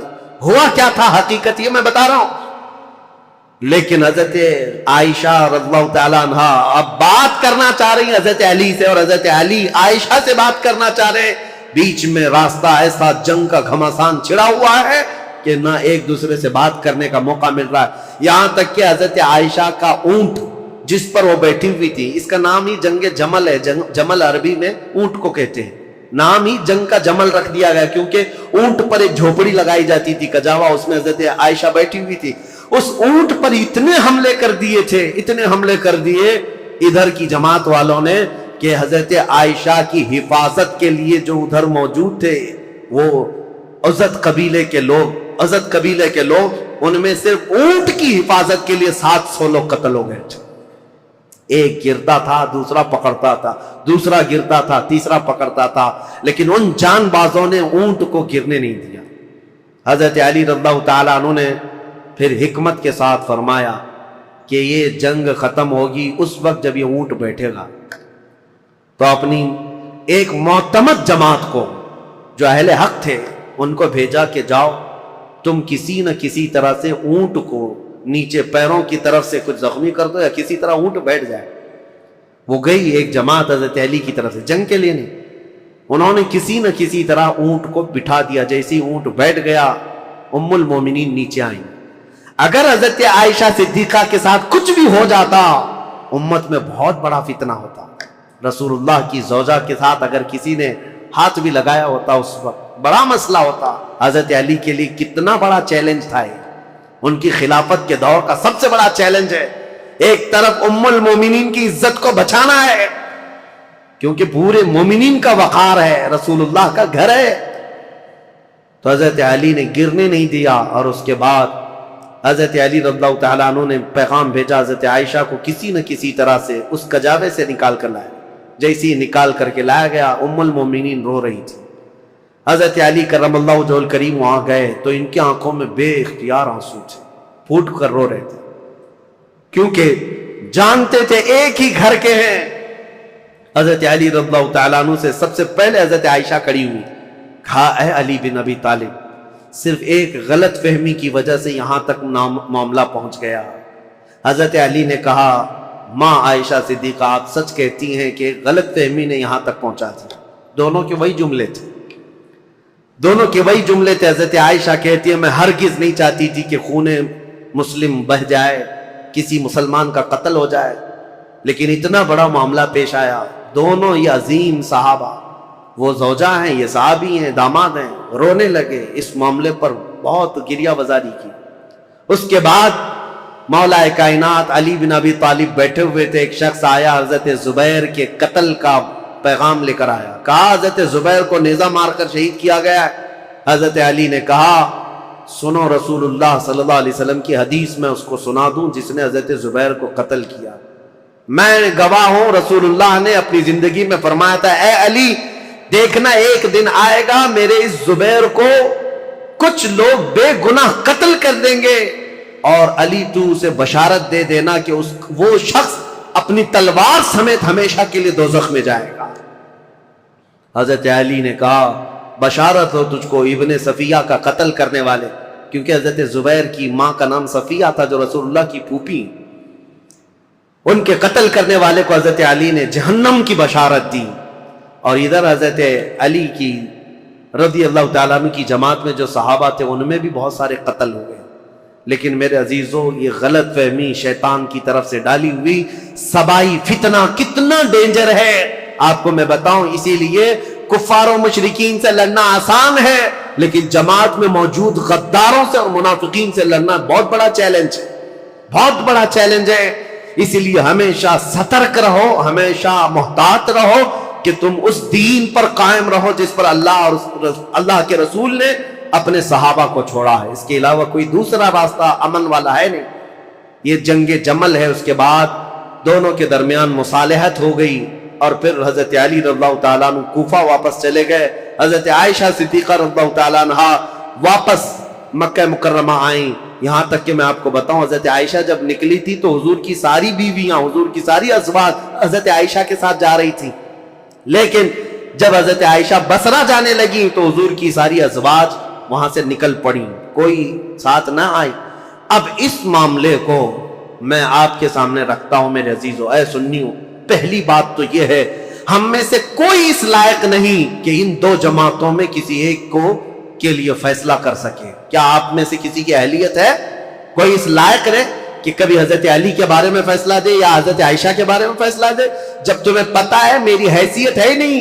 ارے ماں باپ لڑ جائیں تو بچے کی یہ حیثیت نہیں ہوتی کہ وہ ماں باپ میں فیصلہ کرے, وہ تو امت کے ان کبار لوگوں کی بات ہے جو رسول اللہ کی شرف صحابیت حاصل کیے ہوئے ہیں. پہلی بات اپنی زبان کو لگام دینا. یہ ہوا تھا تو یہاں ایسا نہیں ہونا تھا, وہاں ایسا نہیں ہونا تھا. یہ کوئی گھر کا حادثہ نہیں ہے, کسی گلی محلے کا حادثہ نہیں ہے. یہ دو جماعتیں صحابہ کی, دونوں جماعتیں جن کے متعلق قرآن کی آیتیں ہیں رضی اللہ عنہم ورضوا عنہ, اللہ ان سے راضی ہوا اور وہ اللہ سے راضی ہیں. وَكُلًّا وَعَدَ اللَّهُ الْحُسْنَى 27ویں پارے کی آیت ہے. اللہ نے فرمایا ان سب سے اللہ نے جنت کا وعدہ فرمایا, جنت کا وعدہ فرمایا. غلط فہمی سے ہونے والی یہ جنگ اگرچہ کئی مسلمانوں کا قتل ہوا لیکن اس پر اللہ کریم کی بارگاہ میں فیصلہ ہوگا اور رب العالمین احکم الحاکمین یوم قیامت یہ فیصلہ فرمائے گا. اور اسی لیے اے لوگوں اپنی زبانیں دراز کر کے خود فیصلہ دے کر کہیں تم اپنے ایمان کو خراب مت کر لینا, کہیں اپنی آخرت کو خراب مت کر لینا. اب آئندہ سے میں آپ کو بتاؤں جنگ جمل اور اسی طرح کی حضرت امیر معاویہ کے ساتھ ایک جنگ ہو گئی جنگ صفین. اس کو تذکرے کی ضرورت نہیں لیکن حقیقت میں وہاں پر بھی یہی غلط فہمی ہوئی تھی. حضرت امیر معاویہ چونکہ اعلان کر چکے تھے خون عثمان کا بدلہ لینا ہے, وہ بھی ملک شام سے آئے اور ایک جگہ پر حضرت علی رضی اللہ تعالیٰ عنہ کی فوج اور ان سے ٹکراؤ ہوا, اس میں بھی جنگ ہوئی لیکن دو صحابہ کو حکم بنایا گیا, ایک حضرت عمر بن عاص اور ایک حضرت ابو موسیٰ اشعری. حضرت ابو موسیٰ اشعری حضرت علی کی طرف سے تھے, حضرت عمر بن عاص امیر معاویہ کی طرف سے تھے. سارے دونوں جماعتوں نے ان دونوں کو حکم بنایا اور کہا یہ جو فیصلہ کریں گے اس پر دونوں جماعتیں راضی ہوں گی. حضرت عمر بن عاص اور حضرت ابو موسیٰ اشعری نے دونوں نے آپس میں بات چیت کر کے ایک صلح نامہ بنایا, ایگریمنٹ بنایا, کیا کیا ہوگا آگے, کس کس طرح سے معاملات طے کیے جائیں گے. اس پر دونوں جانبین کی دستخط ہوئی. حضرت امیر معاویہ بھی ملک شام چلے گئے, حضرت علی بھی کوفہ آ گئے. جنگ نہیں ہوئی, یہ جنگ صفین, اس میں صلح ہوئی ہے لیکن سبائی فتنہ یہاں پر بھی کام کر گیا. انہوں نے ایک نئی جماعت کھڑی کر دی, خارجیوں کی جماعت. انہوں نے یہ کہا علی نے بھی کفر کیا ہے, امیر معاویہ نے بھی کفر کیا ہے. دونوں کے بارے میں کہا کیوں؟ کہا دونوں نے حکم بنایا, اپنا فیصل بنایا اور حکم صرف اللہ ہے, حکم صرف اللہ ہے. لا حکم الا للہ آیت پڑھتے تھے اور کہتے تھے قرآن میں تو ہے اللہ ہی حکم ہے, اللہ کے علاوہ کوئی حکم نہیں. حضرت علی نے اس کے متعلق یہ فرمایا تھا کلمۃ حق ارید بها الباطل، کلمہ تو حق ہے جو کہہ رہے ہیں لیکن اس سے معنی باطل مراد لے رہے ہیں. جیسے آج بھی بہت ساری جماعتیں ہیں آیتوں کو کس پر فٹ کر دیتے ہیں.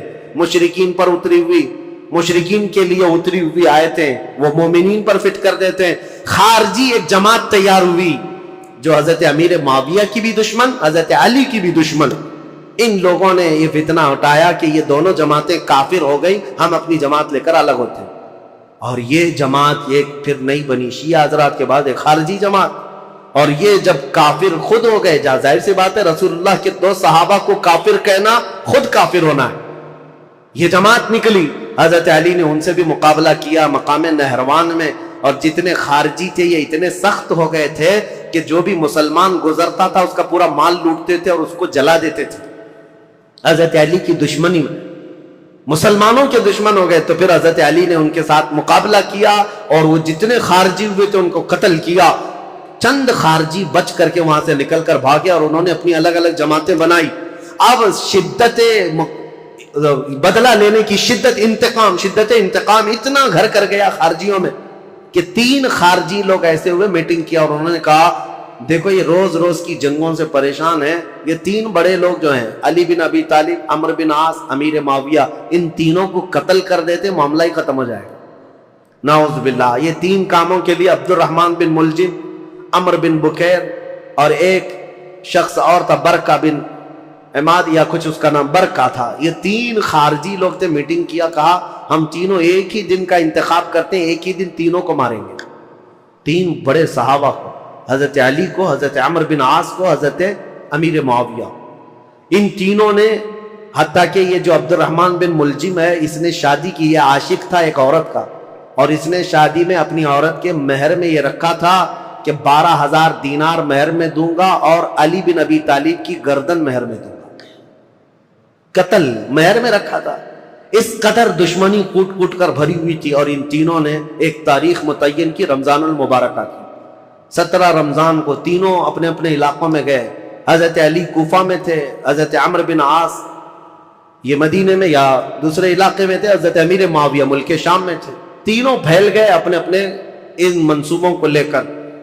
اور حضرت امیر معاویہ حضرت عمرو بن عاص کے لیے جو لوگ گئے تھے، ایک برکہ اور ایک جو حضرت عمرو بن عاص کو قتل کرنے والا تھا، یہ تینوں بکیر، عمرو بن بکیر، یہ دونوں جو ہے اپنی پلاننگ میں فیل ہوئے. لیکن عبد الرحمن بن ملجم یہ تلوار کو زہر میں بجھا کر کے کوفہ میں روز انتقام کی آگ میں بھڑکتا رہا. اور حضرت علی رضی اللہ تعالیٰ عنہ ایک رات سوئے ہیں اور خواب میں رسول اللہ صلی اللہ علیہ وسلم کو دیکھا، جیسے حضرت عثمان اپنی شہادت کے دن ایک دن پہلے دیکھے. حضرت علی رضی اللہ تعالیٰ عنہ نے خواب میں رسول اللہ سے عرض کیا، یا رسول اللہ میری امت نے مجھے ٹھیس پہنچائی، آپ کی امت کے کچھ لوگوں نے مجھے ٹھیس پہنچائی. رسول کریم صلی اللہ تعالیٰ علیہ وسلم نے فرمایا، اے علی تم کل کھڑے ہو جانا، ان قریب وہ پوری قوم ہلاک ہوگی جس نے تجھے ٹھیس پہنچائی. رسول کریم صلی اللہ تعالیٰ علیہ وسلم نے فرمایا، اور ان کی زندگی میں ہی یہ حضور نے فرمایا تھا، علی جو جماعت تم سے نفرت کرے گی وہ جہنم میں جائے گی. حضور نے تو منافق کی علامت بھی بتائے، جس کو علی سے بغض ہوگا وہ مومن نہیں منافق ہوگا. زندگی میں فرمایا تھا. تو حضرت علی نے خواب دیکھا، صبح حضرت حسن کو اٹھایا بستر سے، امام حسین کو اٹھایا، کوفہ میں تھے، کہا کہ چلو فجر کی نماز کے لیے جا رہے تھے. اور حضرت علی کی عادت تھی فجر کی نماز کے لیے لوگوں کو جگاتے تھے، ہر گھر سے آواز دیتے تھے زور سے. حضرت حسن اور حضرت حسین کو اٹھایا اور کہا میں نے خواب میں رسول اللہ کو دیکھا ہے، اور رسول پاک صلی اللہ تعالیٰ علیہ وسلم نے مجھ سے یہ فرمایا، وعدہ فرمایا.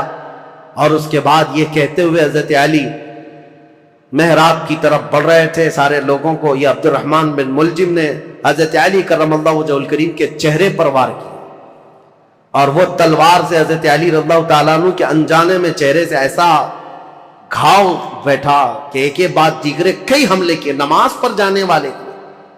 اور اسی وقت حضرت علی رضی اللہ تعالیٰ عنہ کے جسم میں زہر بھی سرایت کر گیا. چہرے سے لے کر حضرت علی رضی اللہ تعالیٰ عنہ کے کندھے تک زخم آیا تھا. آپ زمین پر آ گئے تو آپ کو سارے لوگوں نے اٹھایا. یہ فجر کا وقت تھا، 17 رمضان المبارک کی تاریخ تھی. مولا کائنات علی مرتضیٰ رضی اللہ تعالیٰ عنہ کو گھر لایا گیا تو آپ جام شہادت نوش فرما گئے۔ اس حیدر کرار فاتح خیبر کی شہادت ہو گئی 17 رمضان کو۔ مارنے والا قاتل عبد الرحمن بن ملجم اس کو پکڑ کر کے لوگوں نے ٹکڑے کر دیے تھے اور اس کے ٹکڑے جلا دیے گئے تھے، خارجی تھا۔ لیکن میرے عزیزوں، مولا کرم اللہ وجہ الکریم علی بن ابی طالب کے قتل کے ساتھ ہی اسلام کا تاریخ کا ایک دروازہ بند ہو گیا۔ یہ ایک ایسا دور تھا جہاں پر خلافت راشدہ ختم ہو گئی۔ خلفائے راشدین جو 4 ہیں، اور بعض نے حضرت حسن بن ابی طالب کو بھی خلفائے راشدین میں شمار کیا۔ اب میں یہاں تاریخ کو روک دیتا ہوں اور عرض کرتا ہوں، میرے آقا نے فرمایا تھا کہ میرے بعد 30 سال خلافت ہوگی، الخلافت بعدی 30 ثم الملوک، 30 سال میرے بعد خلافت ہوگی اور اس کے بعد بادشاہت آ جائے گی۔ اب حساب کرو، سیدنا ابو بکر صدیق کا زمانہ 2.5 سال کا، 2 سال کچھ مہینے۔ حضرت عمر فاروق رضی اللہ تعالیٰ عنہ کا زمانہ 10 سال، کتنے ہوئے؟ 12.5 سال۔ حضرت عثمان بن عفان رضی اللہ تعالیٰ عنہ کا زمانہ 12 سال، کتنے ہوئے؟ 24.5 سال۔ حضرت علی بن ابی طالب رضی اللہ تعالیٰ عنہ کی خلافت کا کل زمانہ 5 سال کچھ مہینے تھا، کتنے ہوئے؟ 29 سال۔ 6 مہینے بچے تھے جس میں حضرت امام حسن خلیفہ ہوئے تھے۔ اسی لیے بہت سارے مفسرین محدثین یہ کہتے ہیں وہ بھی خلفائے راشدین میں شامل ہیں۔ 6 مہینے کے بعد انہوں نے خلافت امیر معاویہ کو دے دی تھی، لیکن خلافت کا دروازہ یہاں پر جو راشدہ ہے، خلافت راشدہ بند ہو گیا۔ خلفائے راشدین کا وہ سنہرا دور ختم ہو گیا۔ عزیزان گرامی، اسلام کی تاریخ کی وہ سچائیاں ہیں جو ہر جوان کو سننا چاہیے۔ 17 رمضان کو کوفہ والے کہتے ہیں بدلیاں ایسی چھا گئی تھیں، لگتا تھا کہ لوگ تو لوگ ہیں، آسمان بھی رو پڑا ہے علی بن ابی طالب کی شہادت میں۔ حضرت علی کرم اللہ وجہ الکریم کا جسد خاکی لایا گیا، امام حسن نے نماز جنازہ پڑھائی، امام حسین نے غسل دیا تھا، اور آپ کو کوفہ شہر کے اسی مسجد کے کنارے دفن کیا گیا تھا۔ بعض روایات میں ہے آپ کے جسد مبارکہ کو لوگوں سے چھپا کر کے رکھا گیا تھا، کیونکہ خارجی جو جماعت تھی وہ اتنے شدید قسم کی نفرت کر رہے تھے کہ کہیں قبر کو اندھیرے میں کھود کر توہین نہ کریں، بے حرمتی نہ کریں۔ مولا کائنات علی مرتضیٰ رضی اللہ تعالیٰ عنہ کی قبر مبارکہ کو چھپایا گیا تھا، لیکن بہت ساری روایتیں بتاتی ہیں مقام نجف اشرف جو کوفہ کا حصہ تھا جہاں مولا علی کو دفن کیا گیا، آج بھی امیر المومنین کا دروازہ بڑی شان کے ساتھ کھلا نظر آتا ہے، اور ان کی تربت انور پر جب جھنڈا لہراتا ہے تو میرے عزیزوں کئی مرتبہ نجف جانے کا موقع ملا، کئی مرتبہ عراق گیا، جب بھی اس لہراتے ہوئے جھنڈے کو دیکھتا ہوں تو خیبر یاد آ جاتا ہے۔ مولا کائنات کی وہ تلوار کی شکلیں لٹکائی گئی ہیں، اگرچہ شیعہ لوگوں کی وہاں پر حکومت ہے، لیکن حیدر کرار کے دربار میں جاتے ہیں تو دل ہچکونے لینے لگتا ہے اور بدن میں کپکپی آتی ہے۔ اس دربار میں آئے ہیں جس نے خیبر کے پھاٹک کو ایک ہاتھ سے اکھاڑ کر پھینکا تھا، جس نے اسلام کی تاریخ میں ایک نیا دروازہ کھولا تھا، جس کو رسول اللہ نے اپنی وفات کے وقت تک پسند کیا تھا۔ آپ کو پتا ہے پیدا ہوئے علی، حضرت علی جس دن پیدا ہوئے رسول اللہ نے اپنا لعاب پاک ان کو چٹایا تھا۔ روایات یہ ہے حضرت علی نے آنکھیں کھولی نہیں تھی، سب سے پہلے آنکھیں کھولی تو دیکھا تو چہرے رسول کو دیکھا تھا۔ رسول کریم صلی اللہ تعالیٰ علیہ وسلم کے گھر میں پرورش پائے، اپنے باپ کے گھر میں نہیں، رسول اللہ کے گھر میں۔ جب رسول اللہ نے اسلام کی دعوت دی، سب سے پہلے اسلام لانے والے علی بن ابی طالب تھے۔ جنگوں میں ہر جگہ شریک، بدر میں بڑھ کر مقابلہ کرنے والے، احد میں حضرت علی کے جسم پر 18 زخم ایسے تھے جن ہر زخم سے خون رستا تھا۔ صحابہ کہتے ہیں ہم کہتے تھے علی کو کہ زخموں کی پٹی کر لو، لیکن وہ دوڑے جاتے تھے کہ میں رسول اللہ کو دیکھ لوں۔ میدان جنگ میں اس طرح ثابت قدم رہنے والے، ایک مرتبہ لوگوں نے کہا حضرت علی ان کے پنڈلی میں ایک تیر ایسا چبھ گیا تھا کہ نکالتے تو گوشت نکل آ جاتا تھا، آپ نکالنے نہیں دے رہے تھے۔ لوگوں نے کہا علی بن ابی طالب کی اس پنڈلی سے تیر اس وقت نکالو جب یہ نماز پڑھنے کے لیے چلے جائیں، اس لیے کہ نماز میں ایسے محو ہو جاتے تھے دنیا و ما فیہا سے بے خبر، دنیا میں ہو کیا رہا ہے، کیونکہ وہ اپنے خالق کائنات کے رب کے حضور سجدہ کرتے۔ جو لوگوں نے یہ کہا حضرت علی جیسی نماز کے لیے رکعت باندھے، ان کی پنڈلی سے یہ تیر کھینچ کر نکالا گیا، اس تیر کے ساتھ گوشت بھی نکل کر کے آ گیا، لیکن ان کی نماز نہیں ٹوٹی، نماز مکمل کیا۔ سلام پھیرنے کے بعد لوگوں سے پوچھا کس نے میری پنڈلی سے تیر نکالا اور کس وقت نکالا، مجھے تو خبر ہی نہ ہوئی۔ وہ حیدر کرار کی نماز تھی۔ رسول اللہ کے ساتھ ہر گھڑی رہنے والے حضور صلی اللہ تعالیٰ علیہ وسلم نے اپنی عزیز لخت جگر فاطمہ الزہرا کے لیے کسی کو منتخب کیا تھا، وہ علی بن ابی طالب کو منتخب کیا تھا۔ اور یہ بات بھی بتا دوں، رسول اللہ نے اپنے جانے کے وقت جن لوگوں کا نام فرمایا تھا کہ میں ان لوگوں سے راضی ہوں، وہ کون لوگ تھے جن کے ناموں میں حضرت علی کا نام تھا؟ حضور نے فرمایا میں ان سے راضی ہوں۔ وفات کے وقت بھی رسول اللہ ان سے راضی تھے، اور حضور صلی اللہ تعالیٰ علیہ وسلم کے پردہ کرنے کے بعد جو سعادت حاصل ہوئی حضرت علی کو، حضور صلی اللہ تعالیٰ علیہ وسلم کا کفن حضرت علی نے باندھا تھا، تجہیز و تکفین آپ نے فرمائی تھی، اور رسول کریم صلی اللہ تعالیٰ علیہ وسلم کو آخری مرتبہ قبر انور میں جو اتارا گیا ہے، اس قبر میں اترنے والے بھی علی بن ابی طالب تھے۔ یہ فضائل، یہ کمالات بے شمار ہیں۔ مولا علی کرم اللہ وجہہ الکریم ان سارے فضائل و کمالات کو لے کر 17 رمضان المبارکہ کو یہ سورج غروب ہو گیا اور دنیا میں اندھیرا چھا گیا، فتنوں کا ایک نیا دور کھلا، اور پھر ایسے فتنے کہ آج تک تھم نہ سکے اور قیامت تک رک نہ سکیں گے۔ مولا علی شیر خدا، ان کی تربت پر کروڑوں سلام، ان کی تربت انور پر لاکھوں انوار و تجلیات رب کی اترے۔ عزیزان گرامی وقار، بات صرف اتنی کہوں گا، یہ چاروں خلفائے راشدین ہر ایک کا اپنے دور میں ایک ایک کمال ہے، اور ایسا کمال ہے، ایسا کمال ہے کہ یہ چاروں خلفائے راشدین کی تاریخ اگر میں ایک جملے میں عرض کروں تو بات صرف اتنی ہے: اسلام تیری نبض نہ ڈوبے گی حشر تک، اسلام تیری نبض نہ ڈوبے گی حشر تک، تیری رگوں میں رواں خون ہے 4 یار کا، تیری رگوں میں رواں خون ہے 4 یار کا۔ اسلام کی یہ سرسبز و شادابی جو آج دیکھتے ہیں، یہ رسول اللہ کے ان خلفائے راشدین کا خون ہے، ان کی محنتیں ہیں، ان کا کردار ہے، اور آج بھی دنیا یہ خلفاء کی مثال لانے سے عاجز ہے۔ بڑے بڑے بادشاہ آئے ہوں گے، لیڈر آئے ہوں گے، حکمران آئے ہوں گے، لیکن میرے مصطفیٰ کی یہ 4 غلام کوئی لا کر کے دکھا دے، وہ کوئی دنیا اس طرح کی غلام لا نہ سکے گی۔ حیدر کرار جو ٹوٹی چٹائی پر بیٹھ کر لوح محفوظ کا مطالعہ کرتے ہوں، رسول اللہ صلی اللہ تعالیٰ علیہ وسلم کے ان غلاموں کی تربت پر مولا کروڑوں رحمت